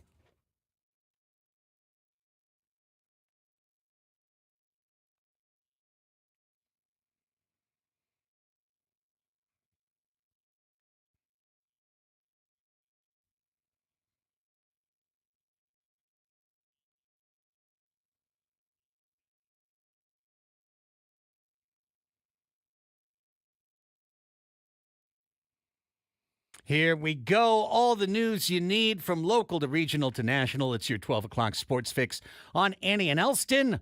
And he's got the leadoff spot once again. What's going on with Abyssable? All right. Well, Aaron Judge joined the Yankees fun last night. I guess fun for them, with a home run that broke open New York's 6-3 victory over the Guardians in Game 2 of the American League Championship Series. Judge's 2-run homer marked his 59th trip around the bases this year and his first in this postseason. The two teams now go to Cleveland's Progressive Field, with the Yankees leading the best-of-7 series 2-0. The Dodgers will play the Mets in New York tonight at 5:08 p.m. Pacific time, if anyone wants to catch that game. The series is currently tied 1-1. It'll be Walker Buehler for the Dodgers and Luis Severino for the Mets. We saw how Hurricane Milton shredded the Tropicana Field roof and the stadium last week, all the devastating damage that was done there. Well, Mark Topkin of the Tampa Bay Times said the Rays won't be able to open the 2025 Major League Baseball season at home as planned on March 27th of next year. Where the Rays play, how long they are displaced, and what repairs beyond a new custom roof are needed to return to Tropicana Field, those are all questions that will need to be answered in the coming months. Remember that the Rays are supposed to open a 2028 stadium, a new stadium on an adjacent site. So would you entertain the Oakland Rays? The Oakland Rays? Oakland Rays! It's perfect! Go just move them over to Oakland for a few years. I mean... No? Maybe? Would They're- Oakland I fans don't be know. interested in that? They're looking at like all the, stadiums around there. Right. The spring the training minor league, stadiums. the spring training, the this and that, something about Disney. So. Wide World of Disney has a reasonable stadium. They do? Yeah, they played some games there in the past. Oh, I think that's where you go. Yeah. Go to the Wild World of Disney and you have yourself a fun little time. By the way, did you see that the actual Stingrays? Next up on the sports hang fix. on, Craig. Don't get By ahead the of yourself, way, kid. the 7 Kaunos stingrays that are housed in a touch tank in Tropicana Field, they're actually part of the stadium. They made it safely to a habitat at the Florida Aquarium after riding out Hurricane Milton. They rode out the storm. They were unharmed and are now relocated. Like they were, you had seen them in the past, right? Like they were actually part of the stadium. So they just chilled in their tank during the hurricane, and now they are in a new home. That's great. Beautiful. All right, we just talked about TV programming yesterday, and I wanted to add this story in. Charter Communications, the company that runs the Sportsnet channels for the Dodgers and the Lakers, is cutting back programming on those channels. Live coverage of the Dodgers and Lakers games is not expected to be affected, but what they are canceling is Behind the Sport and reducing new episodes of Backstage Dodgers and Backstage Lakers to 1 per month, according to company spokeswoman Maureen Huff. The Dodgers and Lakers are among many teams that have launched channels so fans can get 24/7 access to their favorite team. However, viewership data in Los Angeles and elsewhere has shown that most fans are primarily interested in watching the game. Now, this was linked to like a 2015 study also that said viewers really just want to watch games. This is, again, what Bally's would say a lot of, and they did have like POV, Padres POV, and they did try to do ancillary programming, but when you ask for more programming, that'll be the reason that's given. Hey, we don't think enough viewers watch, so we're going to cut that. But what does that also do? It cuts payroll. The interest. It cuts the payroll. Salary. It allows the Cuts place the budget. to cut the budget, exactly, and take it away. Anyways, all right. Stinks. I like all that stuff, and the Cubs still do a good job. The Yankees of doing all that. All right. That is it. Sorry. That's it. I'm good. That's it. Braden. Okay. It's Braden's turn for Got the That's it. Stingrays in. football has been very, very good to Braden. Let's go with NCAA football first. The NCAA is closing the loophole used by Oregon to shave time off the game clock at the end of Saturday's win over Ohio State. In a release Wednesday, the NCAA issued a new rules interpretation on how to handle a penalty for 12 players on the field in the final 2 minutes of either half. If the defense has 12 players actively participating in the down, the offense can choose, along with the 5-yard penalty, to have the game clock reset to the time that had been displayed at the snap. No time change would be made if there were 12 players, but one of them was attempting to leave the field and did not affect the play. Oregon head coach Dan Lanning said Monday that the number 2 Ducks had intentionally used 12 men on defense against the Buckeyes to help run time off the clock as they closed out the final seconds of the 32-31 win. We spend an inordinate amount of time on situations, and some situations don't come up very often in college football, but this was obviously something we had worked on, Lanning said. You can see the result. Just before the ball was snapped, Oregon defensive back Dante Manning walked onto the field, giving the Ducks an extra defender. Ohio State failed to complete a pass against Oregon's 12-man defense, and the Ducks were flagged for an illegal substitution penalty, surrendering 5 yards, but also taking 4 seconds off the clock. A scramble by Ohio State quarterback Will Howard on the next play ended the game. Such a ploy will no longer work going forward, as the NCAA football secretary rules. Editor Steve Shaw said in a statement that they were looking to, quote, take away any gain for the defense from committing an intentional penalty. Football is a very dynamic game. Occasionally there are specific situations where committing a penalty can give team an advantage. Guiding principle of the NCAA Football Rules Committee is there so that no benefit to a team when they commit a penalty. So what happened was, since the game was running close to out of time, on third down, I think it was either third down or whatever, it was a long situation.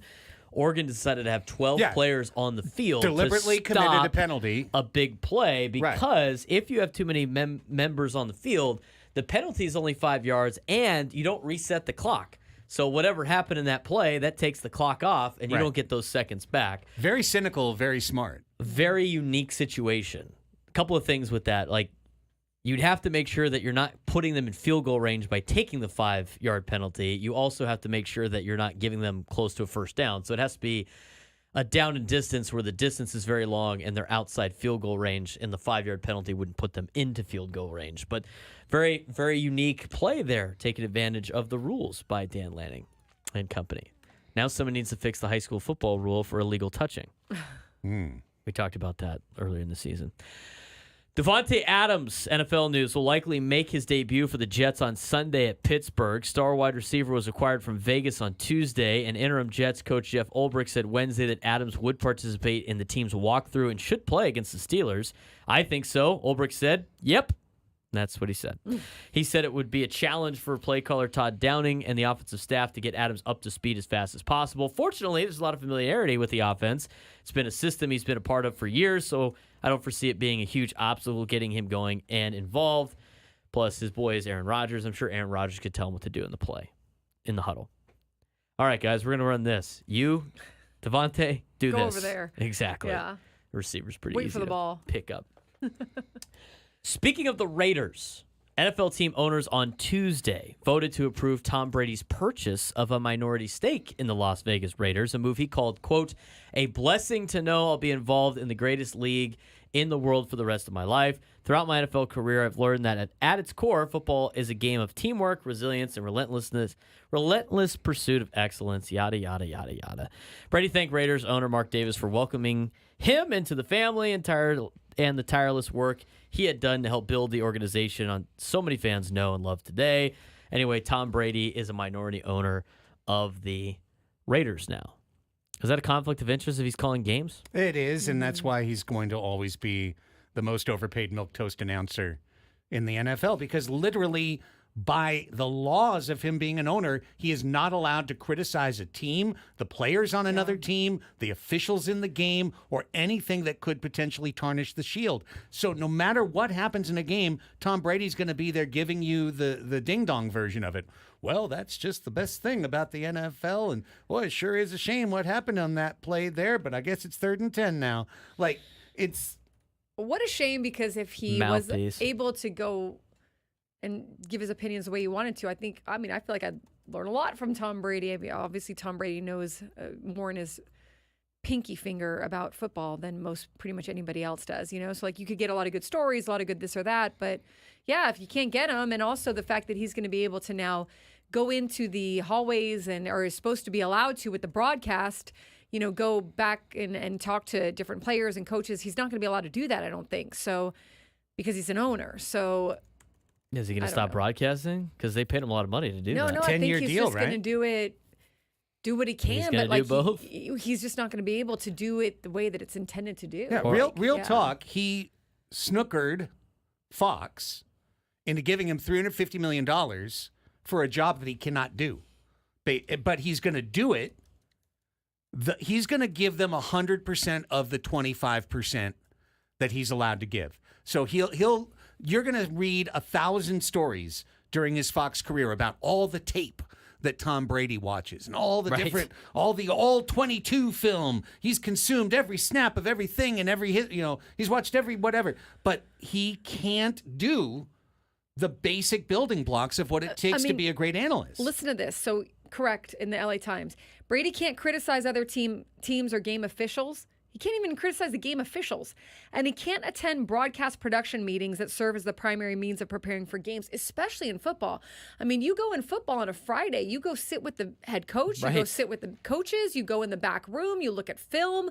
Like, those broadcast crews do a lot on premise, like on the premises of where the team is playing. He can't do that he isn't even allowed in the facilities of any team besides the Raiders, except in stadiums when he's calling a game, and he can't watch practices. So I guess if he is calling a game. Well, but in other words, he can walk into the stadium to call the game. Oh, but he can't go He can't go back and do all the prep work that is normally it's going to be part lousy. Of preparing for a broadcast. It's a big part of preparing for a broadcast. His broadcasts are going to be even lousier than they already are. Right. Different rules for different fools. And so at what point does the luster of we've got Tom Brady reduce into we've got this guy just repeating the company line, being as milquetoast and uninformed as he has to be by league rules? It's an entire mess. And frankly, you know, good for you, Tom Brady, for helping pay for your Raiders minority ownership stake 100%. Through Fox. But Fox is just going to be left getting an inferior product and paying the absolute top dollar for it. And they've got no choice. And no, Nate in the chat, I don't dislike Tom Brady. I'm looking at it from the perspective, calling a spade here. Yeah, I'm looking at it from the perspective of you took this job that you knew that you would not be able to fulfill the requirements of it, but you took it. Yeah. And now what is he going to do? Walk away? If he did, that'd be honorable, but he's never going to do that. He's just going to show up and smile and say nothing for 10 years. And they're he's on the main crew. He's on the A crew. Right. Like, and if you're They his partner, moved Craig Olsen off the A crew to put Tom Brady there so he can half-ass the broadcast because now he's an owner. It's amazing. It's pretty wild. Fox got swindled, but we kind of knew that when they decided to throw a ton of money at Tom Brady. Major conflict of interest there. It should be. I can't imagine him doing that job for much longer. I can imagine him doing it for 9 more years. Here's my turn. San Diego Wave FC plays their last meaningful match of the year tonight at Snapdragon Stadium. If you want to come out and support the club, tonight's the night to do it. CONCACAF doesn't really promote or sell the W Champions Cup. The Wave, because they're not in charge of the sales and promotion of these games, have seen 5 times fewer audience, like literally 5-6 times fewer audience for these matches. But this is truly the only match that matters. If the Wave win tonight, they will win their group. They get an automatic berth into the semis next year in the knockout stage of the CONCACAF Champions Cup. Abe Zapeda from San Diego Punto Football will lay out everything in stark detail for us at 1 o'clock. But the match is tonight at 7. Tickets are plentifully available, and if you'd like to come out on a pretty slow night in sports, it should be a really good match. Club America, one of the most famous names in Mexican football, literally like the Yankees of Liga MX is Club America, and even their women's team carries a great deal of cachet.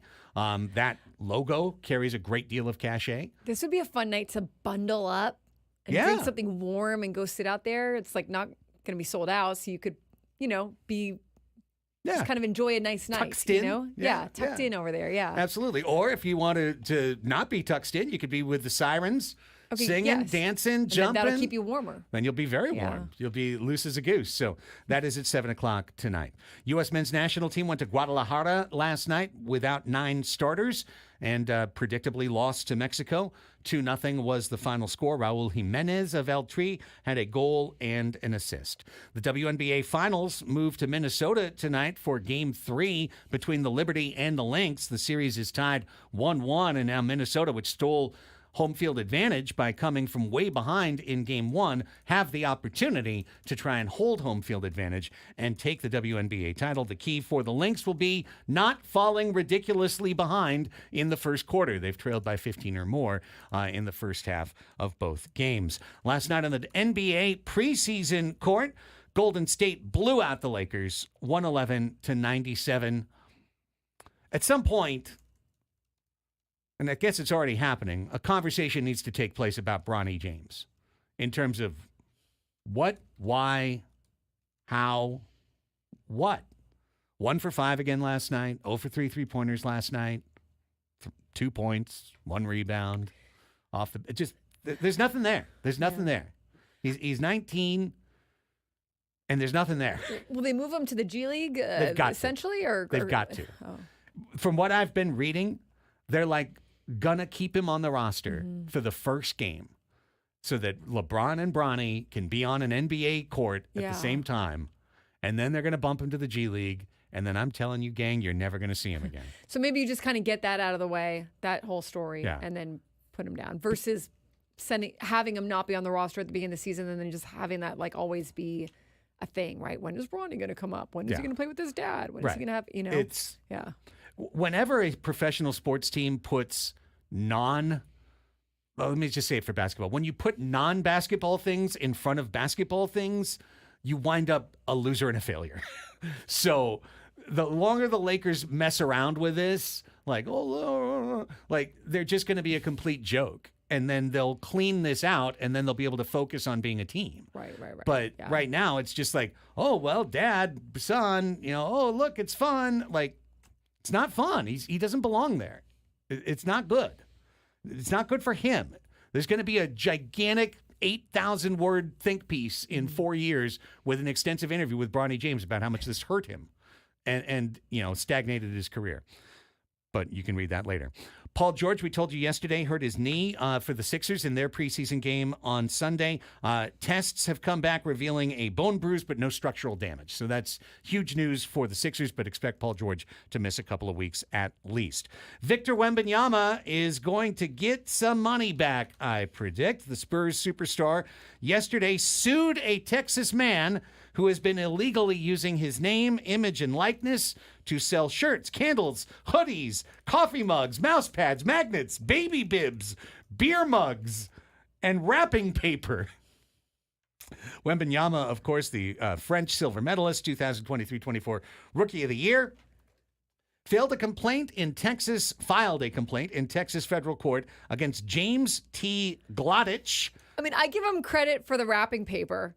It's Right? a nice creative touch, yes. Glodich, an Austin resident, began a multifaceted plot to use Wemby's name, image, and likeness a month after the Spurs picked him in the 2023 draft. Beginning in August of 2023, Glodich filed federal trademark applications for L. Wemby and Wemby's World, registered the domain also name good. wembysworld.com. I would go to, Wemby's World, of course. And sells items and depicts photos of Wembanyama under a heading Wemby in the Wild. I like the marketing, okay? This guy has done his creative part. Unfortunately, he never paid Victor. Unfortunately, for any you of it. can't do that. But So Wembanyama alleging that he is liable for false endorsement and violating his right of privacy plus unauthorized use of the NIL. So go get your bank, Victor. Wemby's World is about to be shut down. he should go take all that and use it. I mean, it's good stuff. Absolutely. 4 games in the NHL tonight. The Ducks host the hockey club at Honda Center. The hockey club. Let's go, club. I'm going to keep going Let's them. go, club. Go Ducks. Kings are at Toronto tonight, and that is your fix.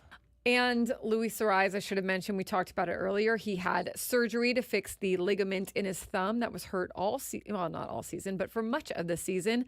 I think a good time to point out, too, he ended up hitting .314, still won a third consecutive batting title, and really, I mean, yes, the offense was not the same in the postseason, but really, I mean, battled through what was a very painful injury for him to try to stay on the field and produce for the team.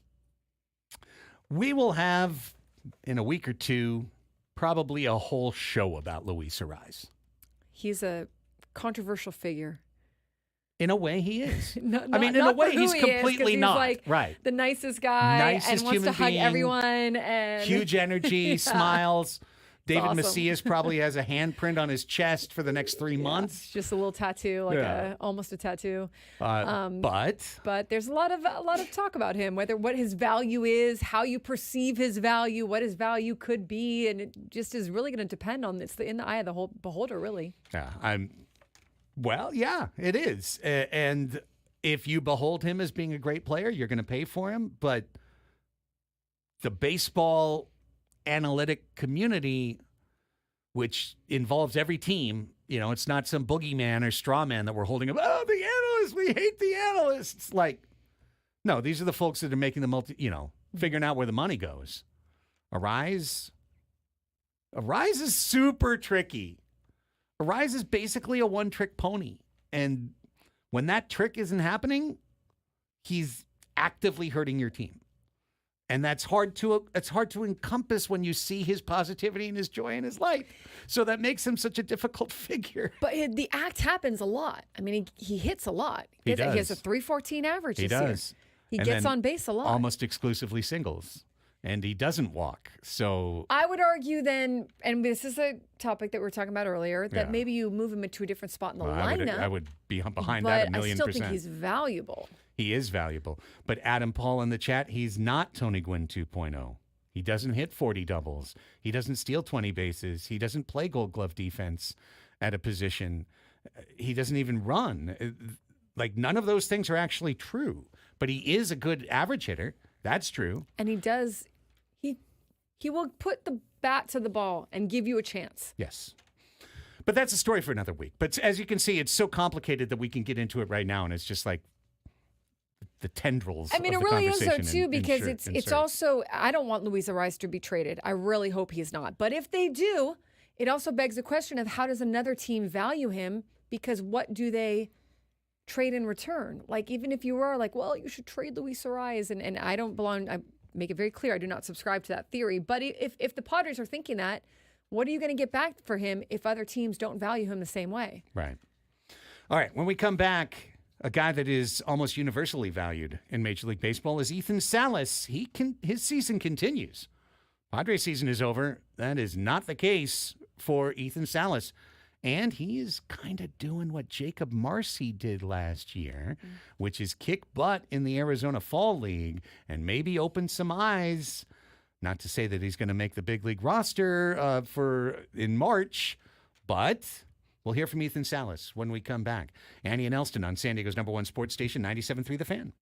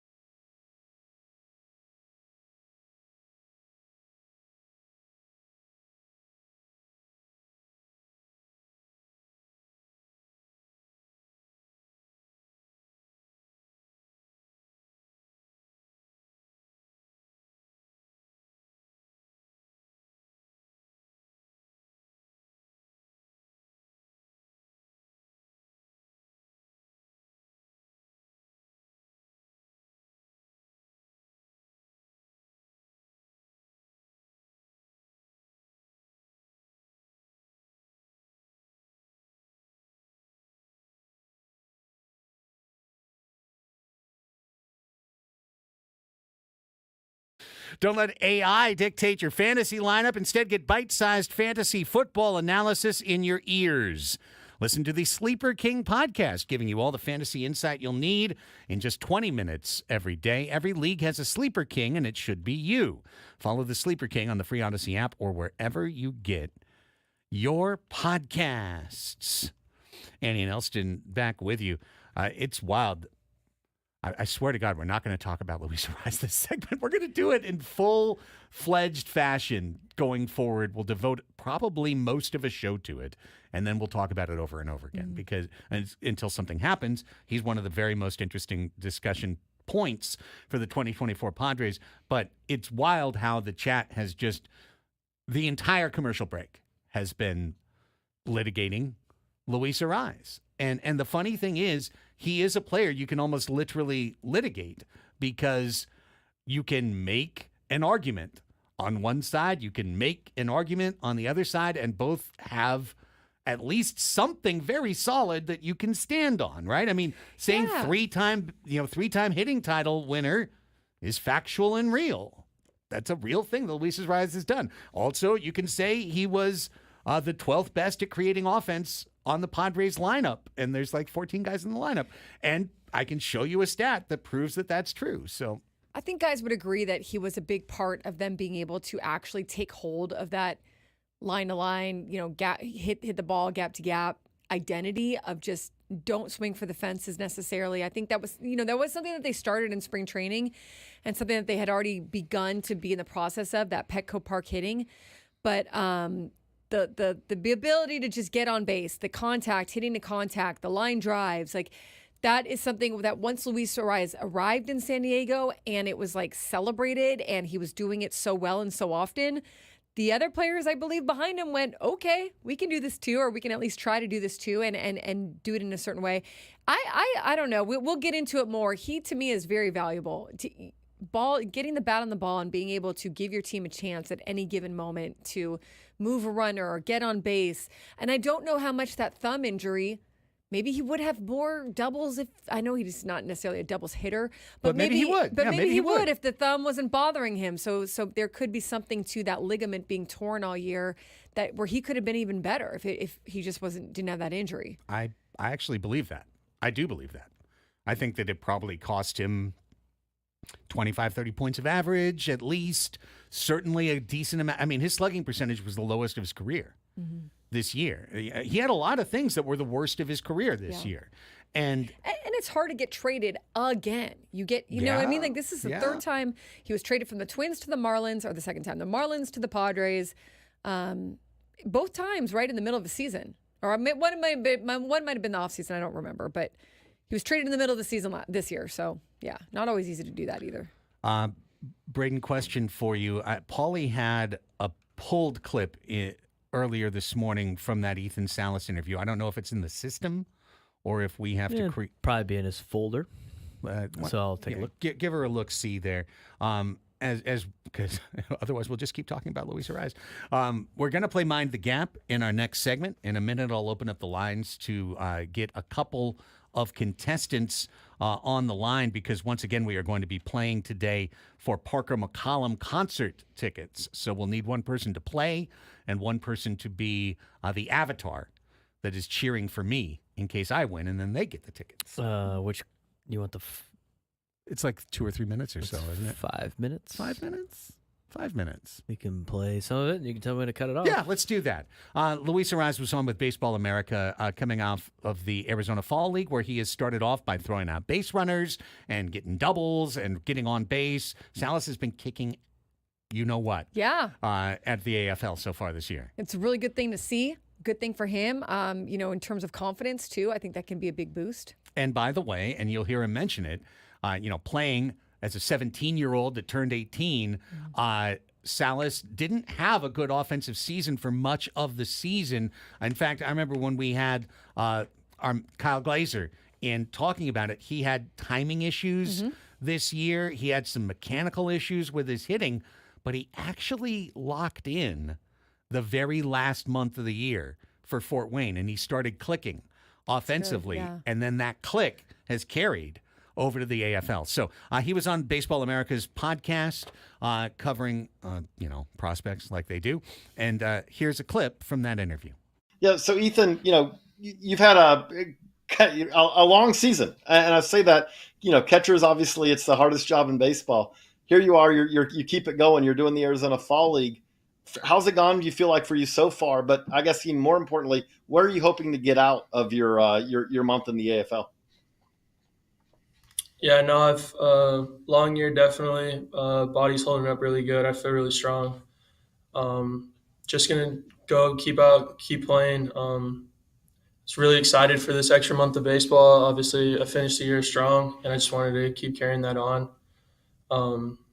And yeah, just bring it into the fall league, come with the same confidence, the same drive, and the same love for the game that I had at the end of the year, and just go keep performing, keep having fun, try to win. Like you said, you kind of had a strong finish. Did it feel like it's like, hey, I'm glad that this isn't ending yet, that I'm, that I can keep kind of my 24 going? Exactly. Yeah, that was my exact thought process. I was like, dang, I started getting hot towards the end of the year, and I was like, dang, why does the season have to end now? We can't just keep playing, but it is what it is. And thankfully I have this extra month of games, and just going to come out, meet all the guys, and just to keep enjoying the games and having fun with it.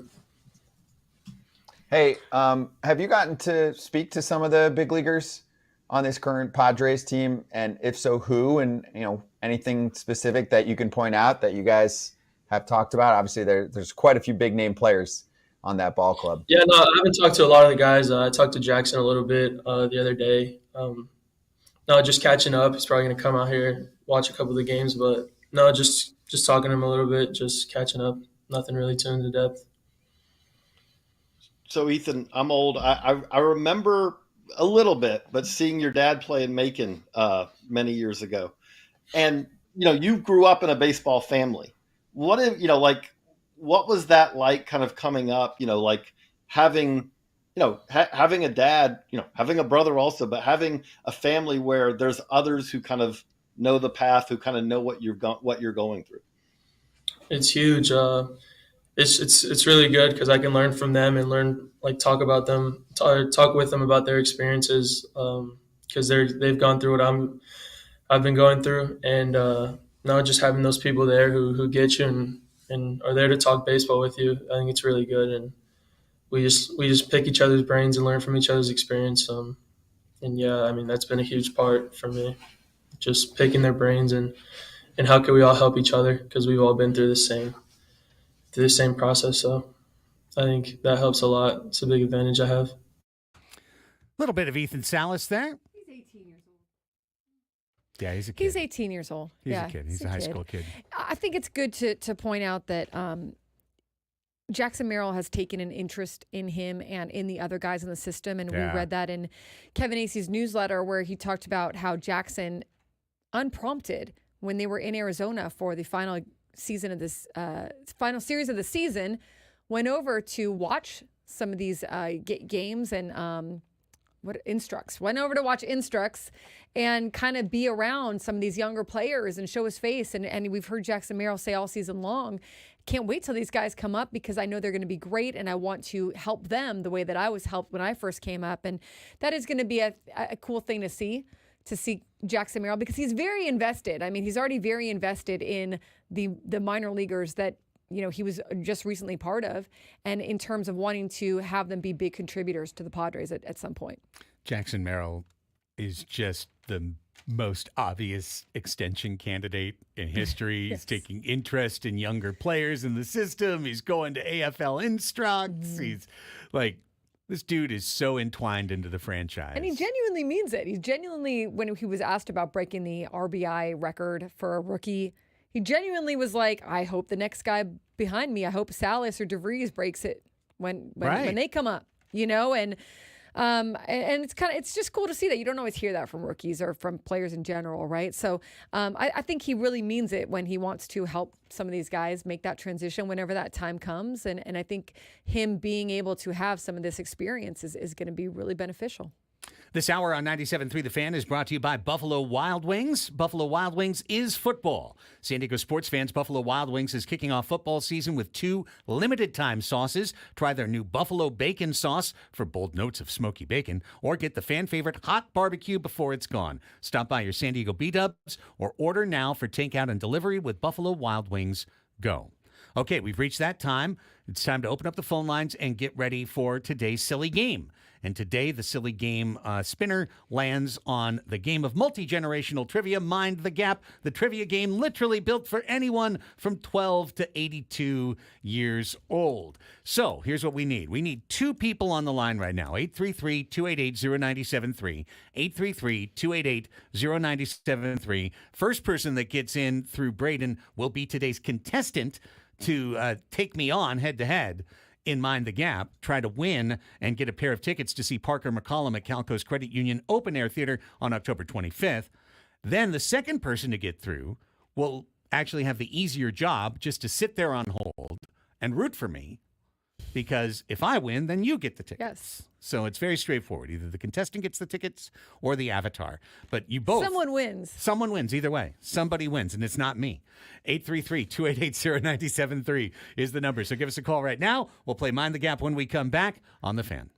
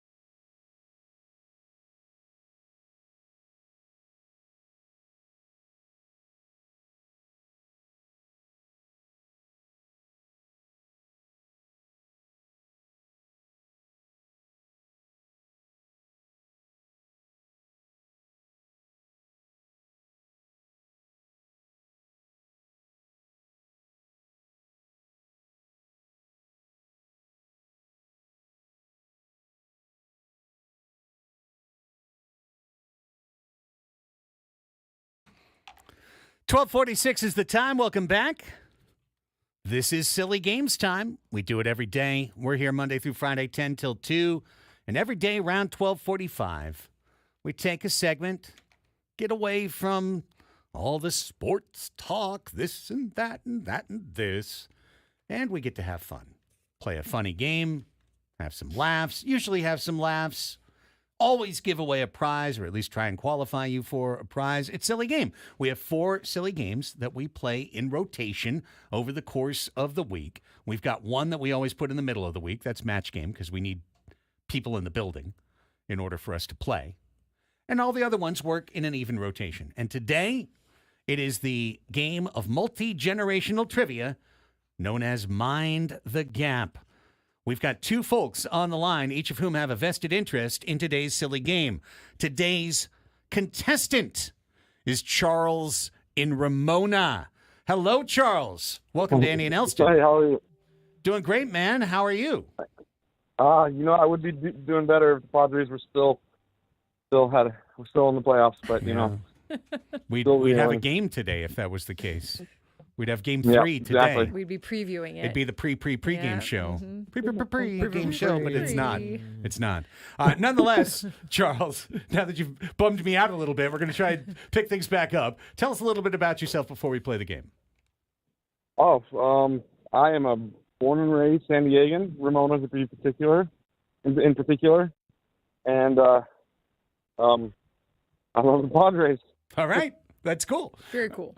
So, Charles, if you beat me in the game known as Mind the Gap, you're going to get a pair of tickets to see Parker McCollum at the Open Air Theater down in Chula Vista, Cal Coast Credit Union Open Air Theater on October 25th. However, if I win today's silly game, DR in City Heights is going to be the one who gets the concert tickets. Hi, DR. How are you? Well, I like that I'm going to do nothing. Outstanding. I'll root for you. I love that. Yeah, DR, all you have to do is just hold your water and hope that I think of things today instead of Charles. So you've got the easy job. Hang on right there, brother. And I appreciate your good vibes. All right, Charles, here's how the game works.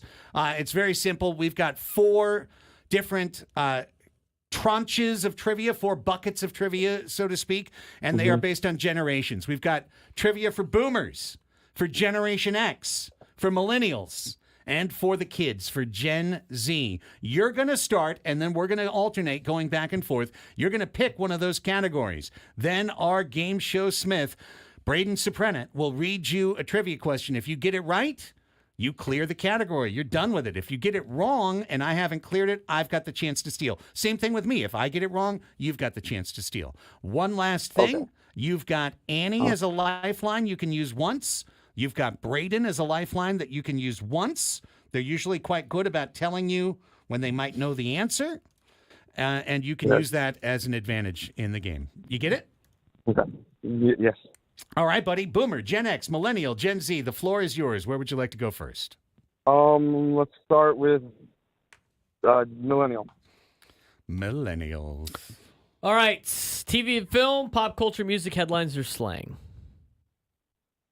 TV, film. Let's do film. Film, TV, and film. Name the animated aardvark who began entertaining children in 1996. Oh my gosh, I know that animated aardvark. Is it Arthur? Arthur Good job. is There you go. correct. Good job. 1 for 1. Craig. Animated aardvark. I was struggling on that, even though Arthur was on our kids' television for years in the 2010s. KPBS. Very Don't well done. disrespect Arthur. No, he's got that fist, That's right. The meme where he's all angry. Let me go with my home generation. Let's go Gen X. Gen X. We'll stick with the same category. All right. What classic Hollywood actor played suave, debonair Mr. Rourke in Fantasy Island? Ricardo Montalban. Oh my God. That is correct. That is annoying. What is that? How do you know that? How do you? Ricardo Montalban? What's annoying about that? That he knows that? Yes. And the fact that you didn't? Maybe. Ricardo He Montalban knows used to be. it. Like, He used to be a national. I think it was Cadillac. National car sale, like the spokesperson Yes. for the ads. So that's how I remember him for saying rich Corinthian leather when I was a kid, talking about. That's what I remember. That's what I remember. It served you well just now. And also, tattoo was his guy. Deplane. Okay, back to you, Charles. It's 1-1. You've got Boomer, Gen X, or Gen Z. Let's do Gen Z. Gen Z. Would you like to stick with the same category or change to a different one? Same category. All right. This 2016 movie chronicled the remarkable story of Desmond Doss, Medal of Honor recipient during the Battle of Okinawa in World War II. Unbreakable. Oh. No. I actually know this one. I'm going to have to use you because I remember it, but it's off. Oh, it's right on the tip of my tongue. Braden, I'll use you as a lifeline. That would be Hacksaw Ridge. Hacksaw Ridge. I watched it. It's a great movie. I watched that movie. I remember it, Charles. I watched that movie, but that's why I used my lifeline. Okay. He's up. You're up 2-1. I'm up 2-1, and it's my turn. Boomers. What 1971 made-for-television sports movie involving the Chicago Bears had grown men crying? Yes. Paper Lion? Nope. No. Oh, I remember now. Darn it. Steal it from me, Charles. Steal, Charles. I also know it. What? Can you repeat the question? What 1971 made-for-television sports movie involving the Chicago Bears had grown men crying? Yeah, I know this do one. know it. But Braden's telling you you can use them. I have lifeline. That would be For, Brian's song. Brian's song. It's Brian's Brian's song. song. Absolutely. And just like that, the game is tied, Charles, 2-2. You've got Gen X and Gen Z remaining. Gosh, what are those? Generation X, Gen Z. Gen that's Z that's are either kids younger than me. yeah, Gen X are my parents' age. Let's do Gen X. You want to stick with the same category? Why not? All right. Okay. Okay. We all agree, except for him. How do Care Bears defeat their enemies? What? That's the question for TV and film. How do How do Care Care Bears Bears defeat their enemies? I can help you. Together? No, I can help you. And he can help. Wait, lifeline. Called Share Bear for a reason. Well, they stare. The yes, Care Bears the stare. Care Bears stare. Care. The Care Bears stare? Yes. They just stare at you and then that's it? Yeah, they That's- give you I the Care guess. Bear stare. Well, it's like their little belly like projects like Oh, a thing, and yeah, then you're I also remember that. staring. I don't know exactly Kind of like what. Teletubbies. Yeah, Yeah. I guess. Yes. Their belly. Got it. All right. All right, now you're up 3-1, Charles, so I need this one to try and stay alive. I'll try and clear Boomer. All right. Stick with the same stuff. Name the boat Gilligan, the skipper, and the castaways were in. The Minnow. That'd be the minnow, the SS Minnow, but we're going to give it to you. Yeah, the USS Minnow. Okay, now That was you have quick. Gen Z, Charles, for the win. Okay, Gen Z. All right, we'll stick with TV and film. To secure a I'm out of job, lifeline. Sean Spencer convicted the Santa Barbara Police Department convinced the Santa Barbara Police Department that he had this special ability. To secure a job, Sean Spencer convinced the Santa Barbara Police Department that he had this special ability. He's psychic. Psychic Oh, wait, is that a real is story? correct. And just like that, Charles, you're the winner. I love that. I don't even know what that That was a good game. 4-3 right there. I was down to my last category. You cleared it on your last category. Sorry, DR. I thought I Sorry, did DR. okay, but Call back. appreciate you. But Charles, hang on right there. Braden will get your information during the break, and you'll enjoy the concert later this month. Thanks for being a great Awesome. contestant, Thank you man. so much. You bet. Charles and Ramona, well done. All right, when we come back, hour number 4 of Annie and Elsten, we will catch up with Abe Zapeda. He will join us from San Diego Punto Football to set the stage for tonight's San Diego Wave FC match. Talk about the problem that Snapdragon Stadium's having with their playing surface and much more. All ahead, hour number 4 of Annie and Elsten after this quick commercial timeout on The Fan.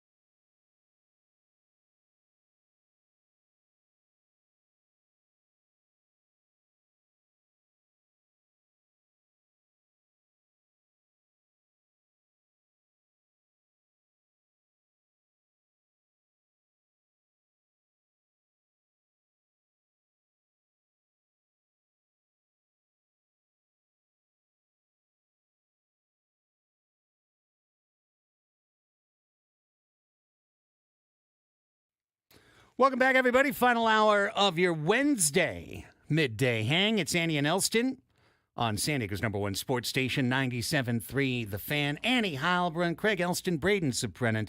We are all ensconced in our Odyssey studios. The clouds continuing to sock in San Diego. Looks like we just got a gloomy Wednesday today. Perfect afternoon for golfing, to be honest. Not that I get to today, but absolutely dead bang on perfect. When you got a nice cool afternoon like this. Oh, I've got Wave this evening, though. So I was going to say, why don't you get out there? But that makes sense. Because I got Wave this evening. San Diego Wave FC taking on Club America out of Liga MX Femenil, the Women's National League in Mexico, as part of the CONCACAF W Champions Cup. It is our pleasure to welcome to the program for the first time a young man who I've gotten to know going to all the Wave games where, full disclosure, I am the public address announcer for the team inside Snapdragon Stadium.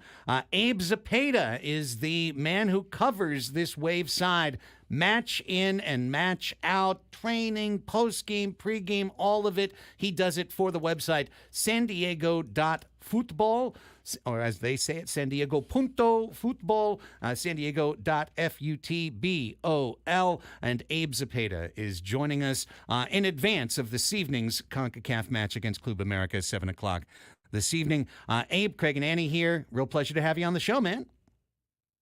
Thank you for having me. I look forward to hearing your voice on Snapchat. Okay. Well, I promise I'll be there reading ads. As I do for the CONCACAF games. But I will be there nonetheless. Abe, let's just start off with a note of introduction for the audience. How did you get involved with Tony and Chiva, San Diego Punto Futbol, and what's your experience been like covering the Wave?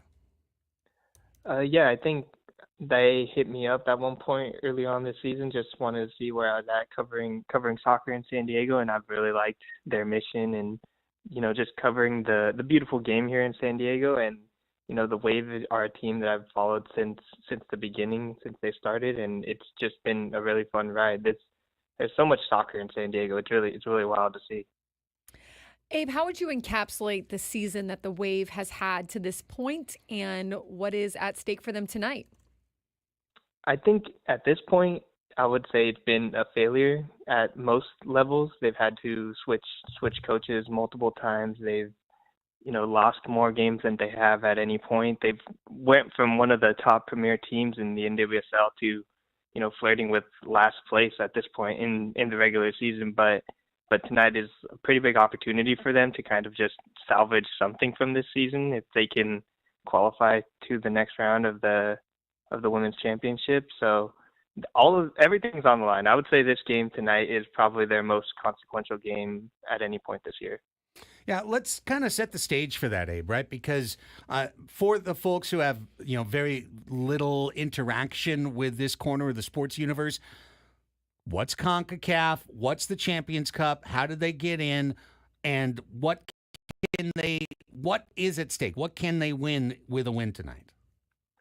Yeah, so CONCACAF is the region through which the Wave play in. It's kind of, I would consider it akin to just calling it not MLB, but just a little bit step above that. And then when you play in this region, you qualified for this tournament by winning the Supporters Shield last year because they had the best record in the NWSL. And then if they win this tournament, get out of this group, they can play in the final of this tournament and then eventually qualify for the Club World Cup. So this is a pretty big deal for this Wave squad. And when you compare it to other soccer leagues in the world, this is akin to, I'd say, the FA Cup in the English Premier League.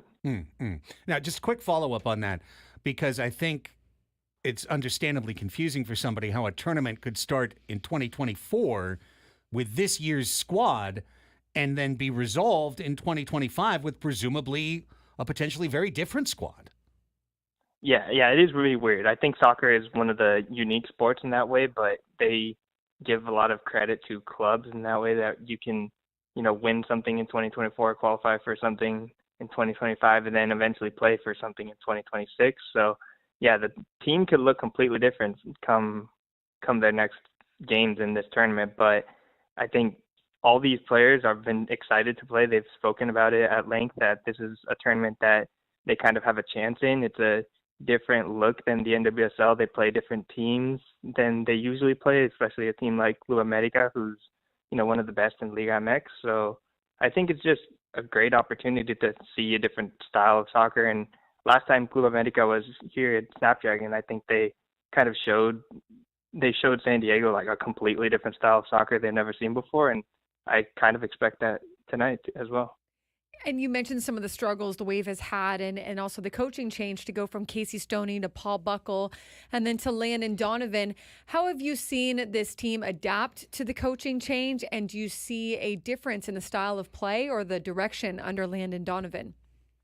I definitely see a difference in their style of play. You know, under Casey Stoney, they played what a lot of people like to call suffer ball, where it's just very boring, playing from the back, English style of football. And then under Paul Buckle, it was kind of weird amalgamation of that plus a little bit more attacking style. And now under Landon Donovan, it is completely on offense, completely on the attack, something similar to what Landon did with San Diego Loyal, and just trying to hope that attack can stay up, hold possession for a long period of time, make shots, and it opens himself up to a defensive issues at times. But overall, I think the offense has looked better. They just have not been able to finish their chances, and it's become a huge issue at this point. They have more chances than anyone in the league, but they can't finish them. And I think under Landon Donovan, he's kind of expected that, but over time, this can look better for San Diego.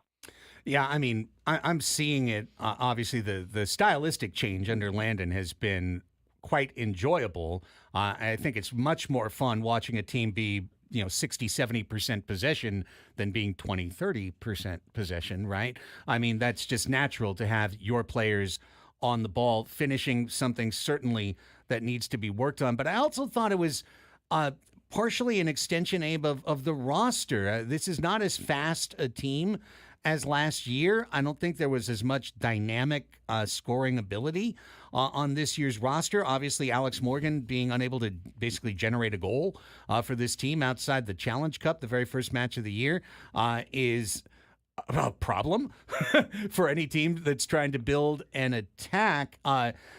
What did you think about just the changes that were made over the course of this season? And I'm specifically thinking about the French imports, Delphine Cascarino, Pearl Maroney, what they've brought to add, a little wiggle to this attack this year. Yeah, I think the team definitely saw that as well. There was no goals from any of their other forwards that they had hoped they would get some chances out of. And then you had some injuries to players like Kira Carusa and Savannah Casco. So bringing in those two French players, Delphine Cascarino and Pearl Maroney, has made things a bit more exciting on that front foot. You see Delphine Cascarino, who plays for the French national team, just constantly making dribbles and plays that you don't usually see out of a wave forward. And then Pearl Maroney on the left side has been a great addition to kind of move the ball forward and just play with some more confidence, especially on that attacking third. And eventually, we're supposed to believe the goals will come, but at this point, I think they're just missing that one lethal striker that most NWSL teams have that make them elite. And Alex Morgan was supposed to be that, but she wasn't this year. And I think over the offseason, they'll probably make an addition to try and fill that void. Abe, we saw over the weekend, and we've seen over the past few seasons that the field, the turf, it's the field over there at Snapdragon Stadium, has gotten a little messed up in terms of the football team playing there and then the soccer playing there and sometimes the Legion, obviously, and the holes, kind of the potholes that we've seen inside of the field there. Mark Ziegler did a good piece on it today for the Union Tribune and talked to the fellow that manages the field for the company that takes care of it.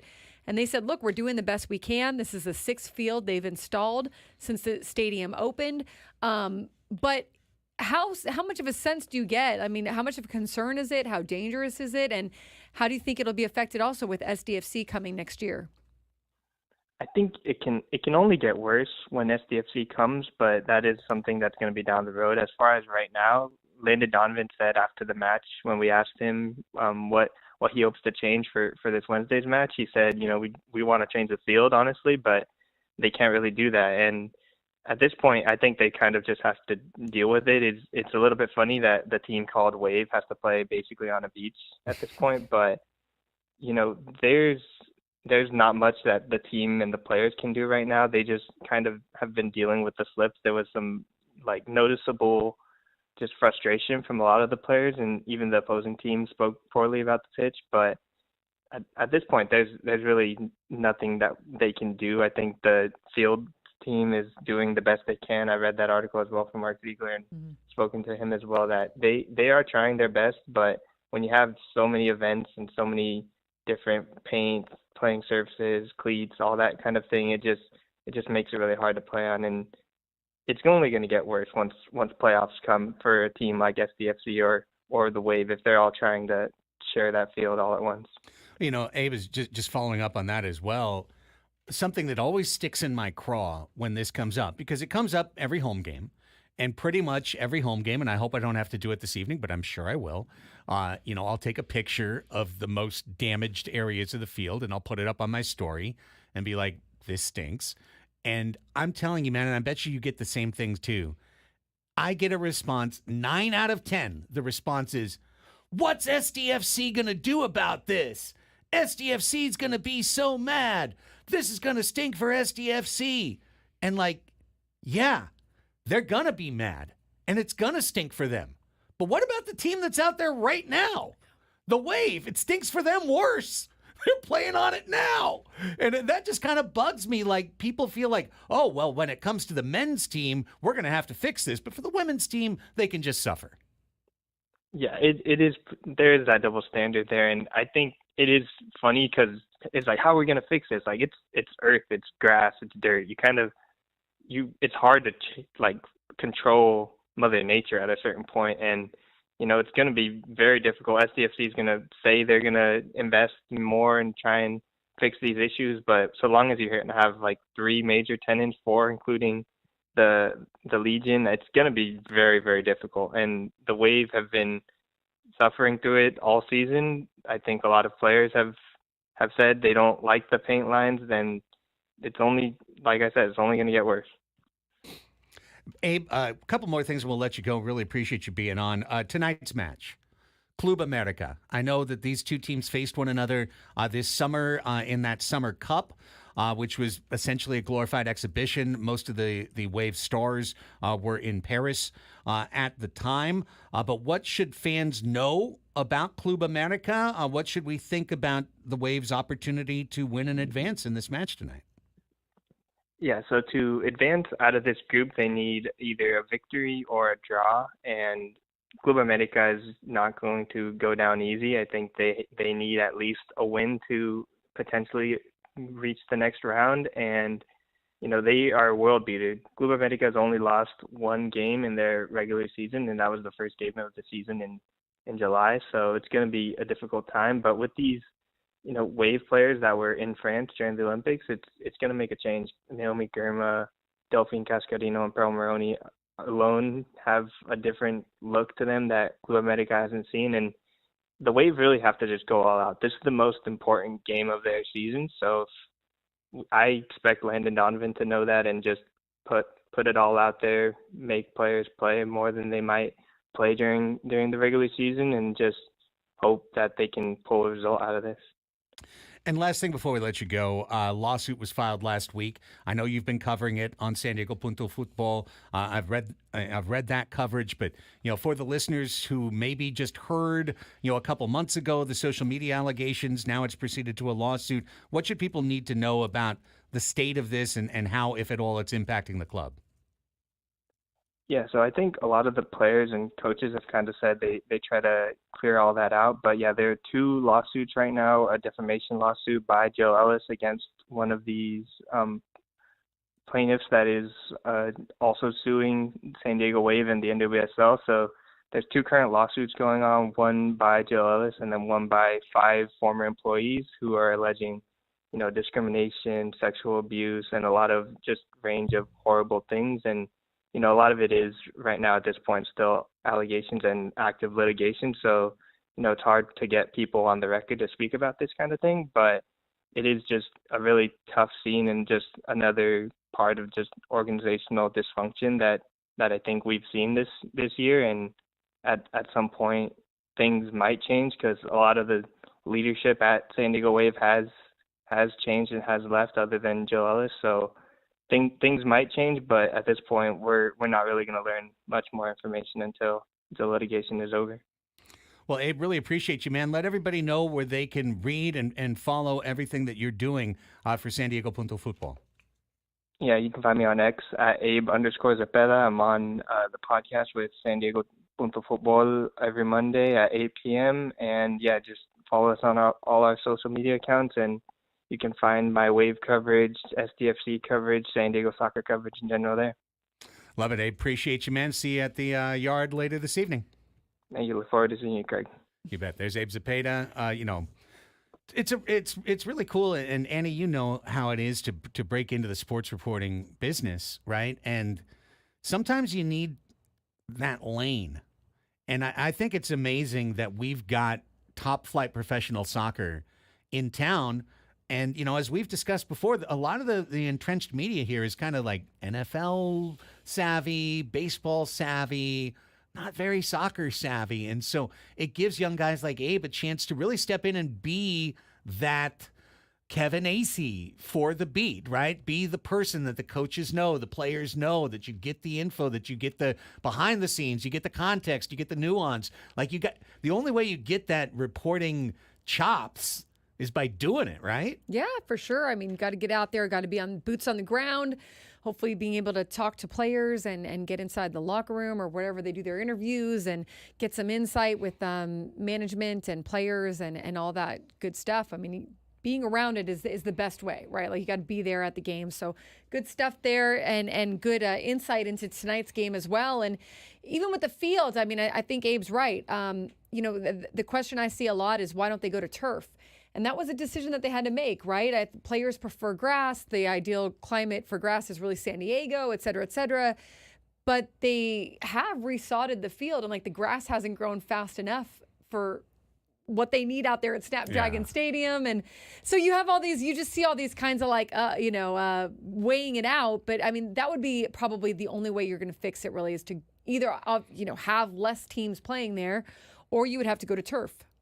Yeah, I mean, I'm not versed enough in the knowledge in the lore of groundskeeping, but I have to believe that there have been mistakes made. Like, I mean, a couple of weeks ago on a clean pitch, I'm telling you, on one that didn't have a football team on it, patchy, broken. And I asked one of the people, not out names, but like I asked one of the people who's up at the stadium, like, what's going on? And the response was like, yeah, they put in the wrong kind of grass. Like they put in, this type of grass and it just doesn't work in this weather and it's not growing right, et cetera. And it's like, dang, could you imagine if you walked into Petco Park and just like part of right field was just dirt? I mean, and look, props. I mean, that's a different story. Props to the Petco Park field crew who also have to work around many events there. Concerts, many quick turnarounds to get this thing looking beautiful and field ready for the playoffs or any other big event that's coming to town. They do an excellent job over there. But yeah, it's a very thankless job, right? I mean, like players will say, honestly, there's so many players now that are well versed in grass even. Like they don't want to play on turf, a lot of them, but they know the different types of grass and which types they like to play on, whether it's Bermuda or whatever, so it is definitely a topic when you're an athlete of the playing surface. And then when you're a grounds crew person, how quickly does it grow? Are you getting the right grass? Are you planting it right? Are you doing all the right things? Like there's a lot that goes into it besides I'm going to go plant some grass. And once it sprouts, our teams are going to play on it and everything's going to be hunky dory. Yeah. Back with more after this. Annie and Elsten, quick commercial timeout, and then back with you on San Diego's #1 sports station, 97.3 The Fan.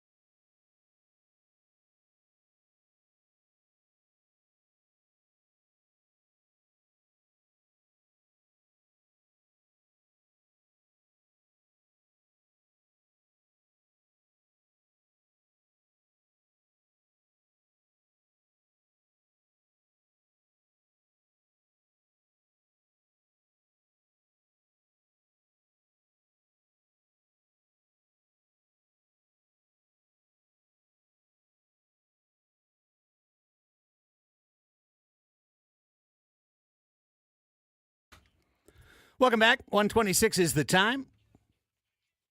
It's Annie and Elsten here with you. Game 3 of the NLCS coming up this evening. Walker Buehler for Los Angeles. Luis Severino for the New York Metropolitans. Series moves back to Citi Field. What are you looking forward to watching tonight? Grimace. Grimace. I'm looking forward to seeing if the Mets can continue this. I mean, there seems to be a sense of whether or not the Mets are for real, but they have been playing this way for the better half of the end of the season. It wasn't just like they got hot in the playoffs. I mean, they've been playing pretty well since the All-Star break, just like the Padres. So I do think they're for real. And can they, go ahead and put the dagger in the Dodgers and not even have the series go back to LA at all? I mean, the Mets have that opportunity in front of them. It's not going to be easy, but win the next 3 and you're in. You're in the World Series. It's going to be a great crowd. Grimace will probably be in the crowd. I would think so. Could you imagine? I didn't see him in LA, so. I mean, what would it take for either anyone in this room or anyone in the listening audience to spend the amount of money that it costs for a National League Championship Series ticket, which is it's not going to be cheap, be low enough in the bowl that the cameras are going to find you, right? So now you need to be in the 100s, right? You need to be somewhere in that between the bases lower bowl area. Now we're talking about a 4-digit expense to be sure for a game like this. And then you've got to buy a full body Grimace suit. And then you got to wear the suit the whole time in the seat. Never getting to actually watch the game. You're watching it through a purple mesh in front of your eyes. At best, you're seeing a little bit of something, maybe. Somebody with old rabbit ears, black and white television in their garage has a better view of the game than you. You spent maybe $2,000 and you're sitting in a Grimace costume, but you will get on TV. Now, nobody will know it's you. Yes. They'll think it's actually Grimace. What would it take for somebody in this that's just a hard pass for me. I think a lot of people would do it if it meant they got if they had to buy their own ticket. I think it'd be different if someone was like, "Hey, you want to go do this?" It takes a special kind of fan. It really does. Like, hey, you know what? I got $2,000 to burn. Right. I got a Grimace suit to wear, and I got nothing but time this afternoon. I feel like in this day and age, too, where you kind of want to be seen at some point, like, are you pulling the mask off at some opportune moment and being like, it's me.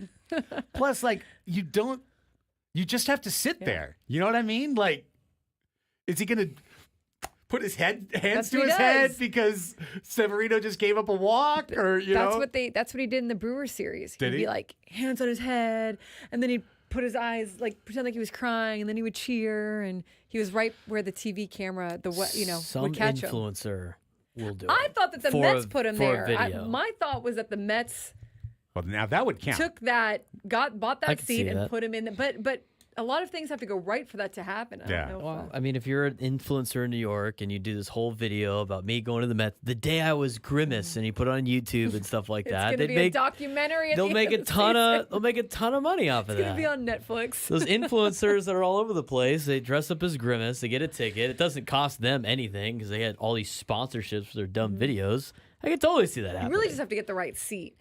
I'm sure if you made a deal with the Mets, they'd give you the seat. Yes, exactly. I'm also interested in seeing if Walker Buehler will be able to continue to be able to keep the Dodgers in it. Really, I mean, you got through, your first game against the Mets in this NLCS, and you certainly got through the Padres. But how long will this pitching staff be able to hold up for the Dodgers? And is Walker Buehler going to go out there and give him a chance, or is he going to be out pretty quick? Yeah, I am actually somewhat looking forward to having this game on the laptop at Snapdragon Stadium this afternoon when I'm getting ready for Wave. All right, I got 2 things for you here real quick. The first, Adam in the chat just mentioned about, now that we're talking about people sitting in seats for playoff games for no discernible fan purpose, there's always levels to these things. And the lower, darker, more cynical level are the folks who are paid to sit in seats to advertise a movie during a game. I got 2 links for you in the 115, Braden. This is the top one. And this happened at Dodger Stadium 2 days ago during Game 2, right behind home plate. Two fans dressed in distinctive yellow shirts, wearing creepy, permanently affixed smiles to try and creep everyone out in advance of the new movie Smile 2, coming to theaters near you probably Friday or sometime soon. Here it is if you're watching on the YouTube chat. There's Mary Hart. And right behind that dear, sweet Mary Hart, the creepy smile people.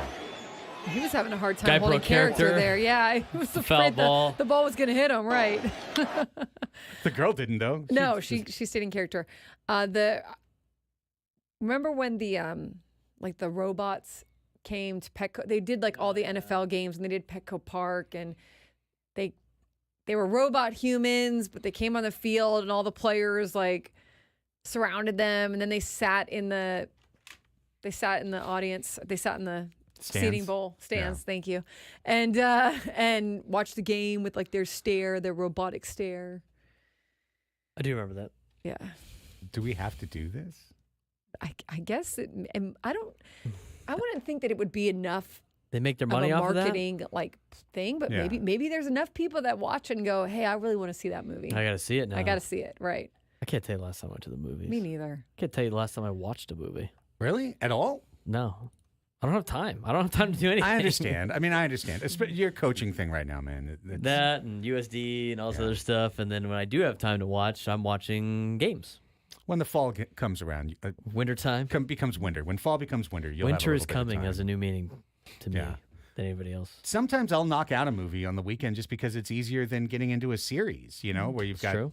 8 hours or something, just an hour and a half. They had good seats though. Those actors Yeah. in the yellow. Oh, those are $5,000. I mean, they were in right, so had to. Studio paid for those. During breaks, Right. did they go get the amenities? That's just part of the marketing budget, I guess. all you can eat and drink? Oh, I hope so. I hope they did. I'd cash in if I was the actor. Too. Did they walk up to the vendor with this creepy smile?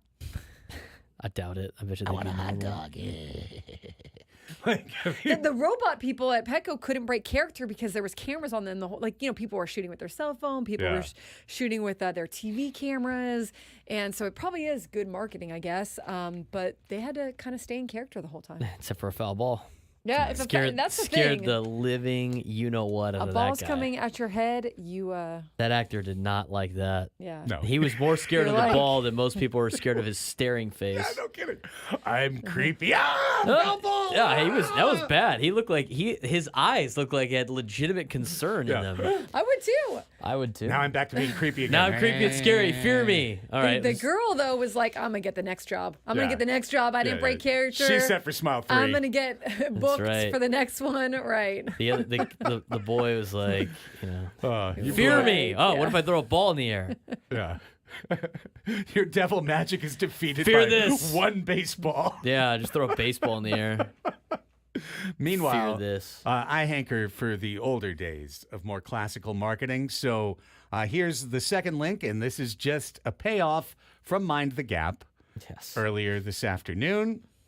It irritated Annie that I remembered the name How did you Ricardo know this? Montalban. Yes, it irritates me. But once you understand that I saw this commercial when I was 8 years old, apparently, for the Chrysler Cordoba with Ricardo Montalban a billion times, certain things get locked into your head. We've cushioned Cordoba's ride with thick rubber mounts at all suspension points. Our patented transverse front suspension keeps Cordoba's ride luxurious. Cordoba. To drive it is to experience the pleasure of a truly roadworthy automobile in the Chrysler tradition of luxury. Yes, even rich Corinthian leather. Chrysler engineering achieves fuel economy for the times. Styling in timeless good taste. You owe yourself a ride in this new, smaller Chrysler Cordoba. I like what they've done to my car. I like what they've done to my car. Yes. The creepy padding of the I seats, liked the it. leather seats. Yeah. Rich Corinthian What's leather. his name? Ricardo Montalban. All right, Ricardo. You won me over. I will not remember your name for a game trivia thing, but I'll remember your voice. Yes. I like what you've done to my car. He had a great voice. He did. Yeah, that's a good voice. Do you know? You don't. Audience, do you know what else Ricardo Montalban was famous for? Maybe his most famous role other than Fantasy Island? No. Star Trek II? The Wrath of Khan? He played Khan. Khan! It was Ricardo Montalban, man. Movies and shows. Yeah, that's what it was. He's in Naked Gun. He was in Naked Gun. Yes, absolutely. He's in the Spy Kids movies for all the younger audience. He's in all the Spy Kids movies. Spy Kids 2, Spy Kids 3. Ricardo Montalban, 1920 to 2009. We celebrate his entire career. The Mark of Zorro. His what is it called? We celebrate his catalog. Yes. Celebrate his catalog. Shout out to his family. There's a lot of Western movies, too, it looks like. Yeah, no, I mean, he was incredibly handsome as a young man. Like, he was one of those dashing, suave, Yeah. as you could see, tall, dark, and handsome. Yeah. You know? Battle for the Planet of the He Apes. did. He looked He the was in part for Planet sure. of the Apes. Yes, he was in Planet of the Apes. That's right. But famous for being Khan. Khan! Yeah, Fantasy Island was listed 1, then Star Trek 2, The Wrath of Khan. Yeah. Neptune's Daughter, The Naked Gun, On an Island with You, Spy Kids 3D. Spy Kids Those were his 3D. top 5.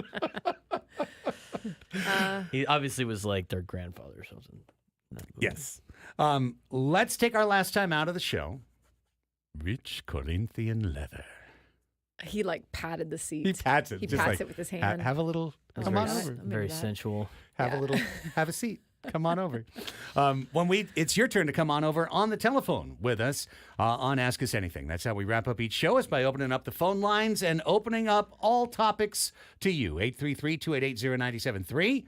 833-288-0973. You've got 12 full minutes to call the show. If you buzz us between here and 1:50, we'll put you on hold, we'll put you on the air, and we'll take your comment. But what we really want is to take your question. Come prepared with a question to ask the program. Doesn't have to be about sports. It can be about anything. Andy and Elsten, we wrap it up right after this on The Fan.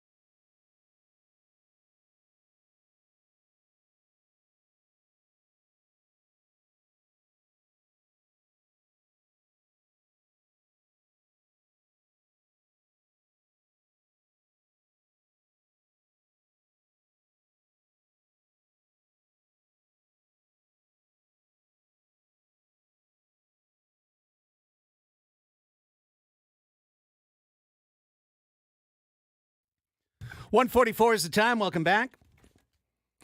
Gwynn and Chris are standing by. Tony Gwynn Jr., Chris Ello, Matt Scraby, ready for 4 full hours. Sports talk fun with you. Scraby show to follow from 6 to 7. Fall programming. Everybody stretched out. Everybody going full bore.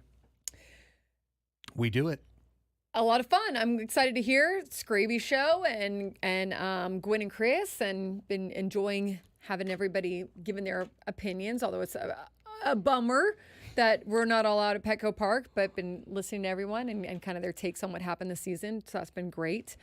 I saw that little story here about FanDuel is taking over the Bally Sports name. So really, all the regional networks that are left of Bally Sports, this doesn't really affect anything except the name. It's like when Fox Sports or when Bally's took over from Diamond or Fox or whatever.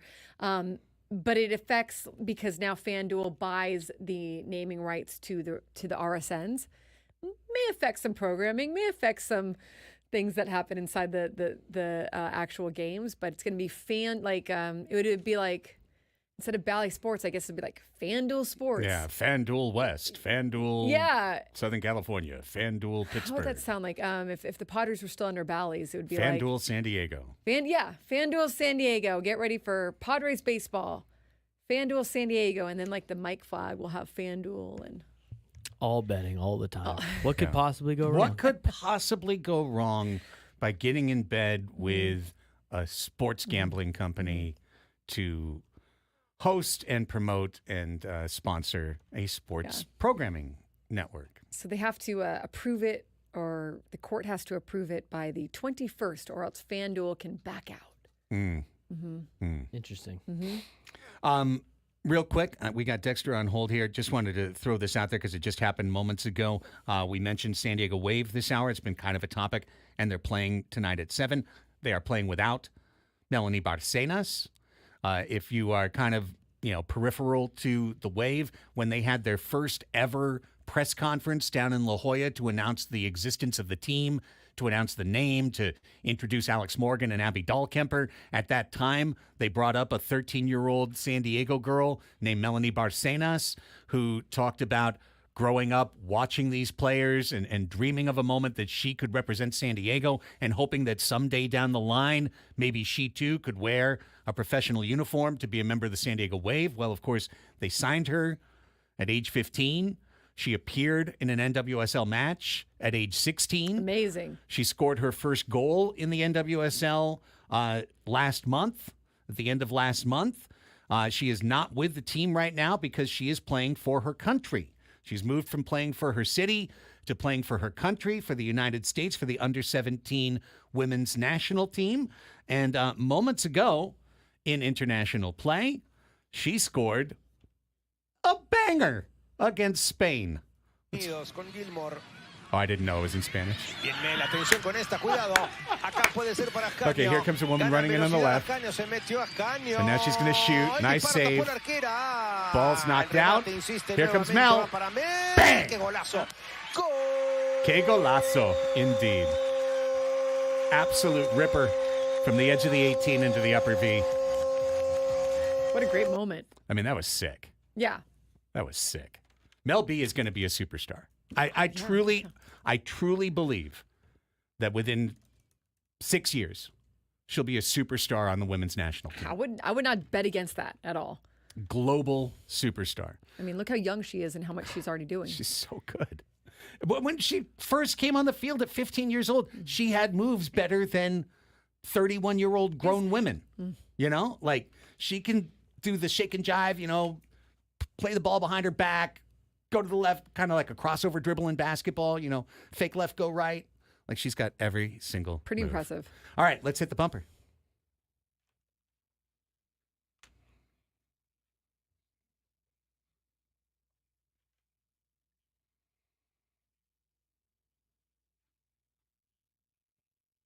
Lines are still open. 2 more minutes if you want to call. 833-288-0973 is the number. 833-288-0973. Here's Dexter in Spring Valley, who understood the assignment and dialed in. Hi, Dexter. Welcome to the show. Ask us anything.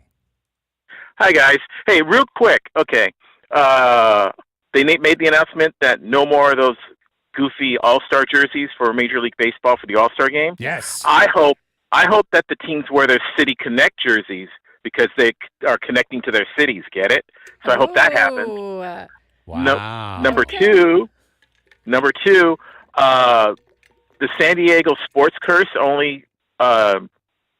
is only for sports teams because remember, our city has a 7-time champion in NASCAR, Jimmy Johnson, who's also a Hall of Famer now. Yes.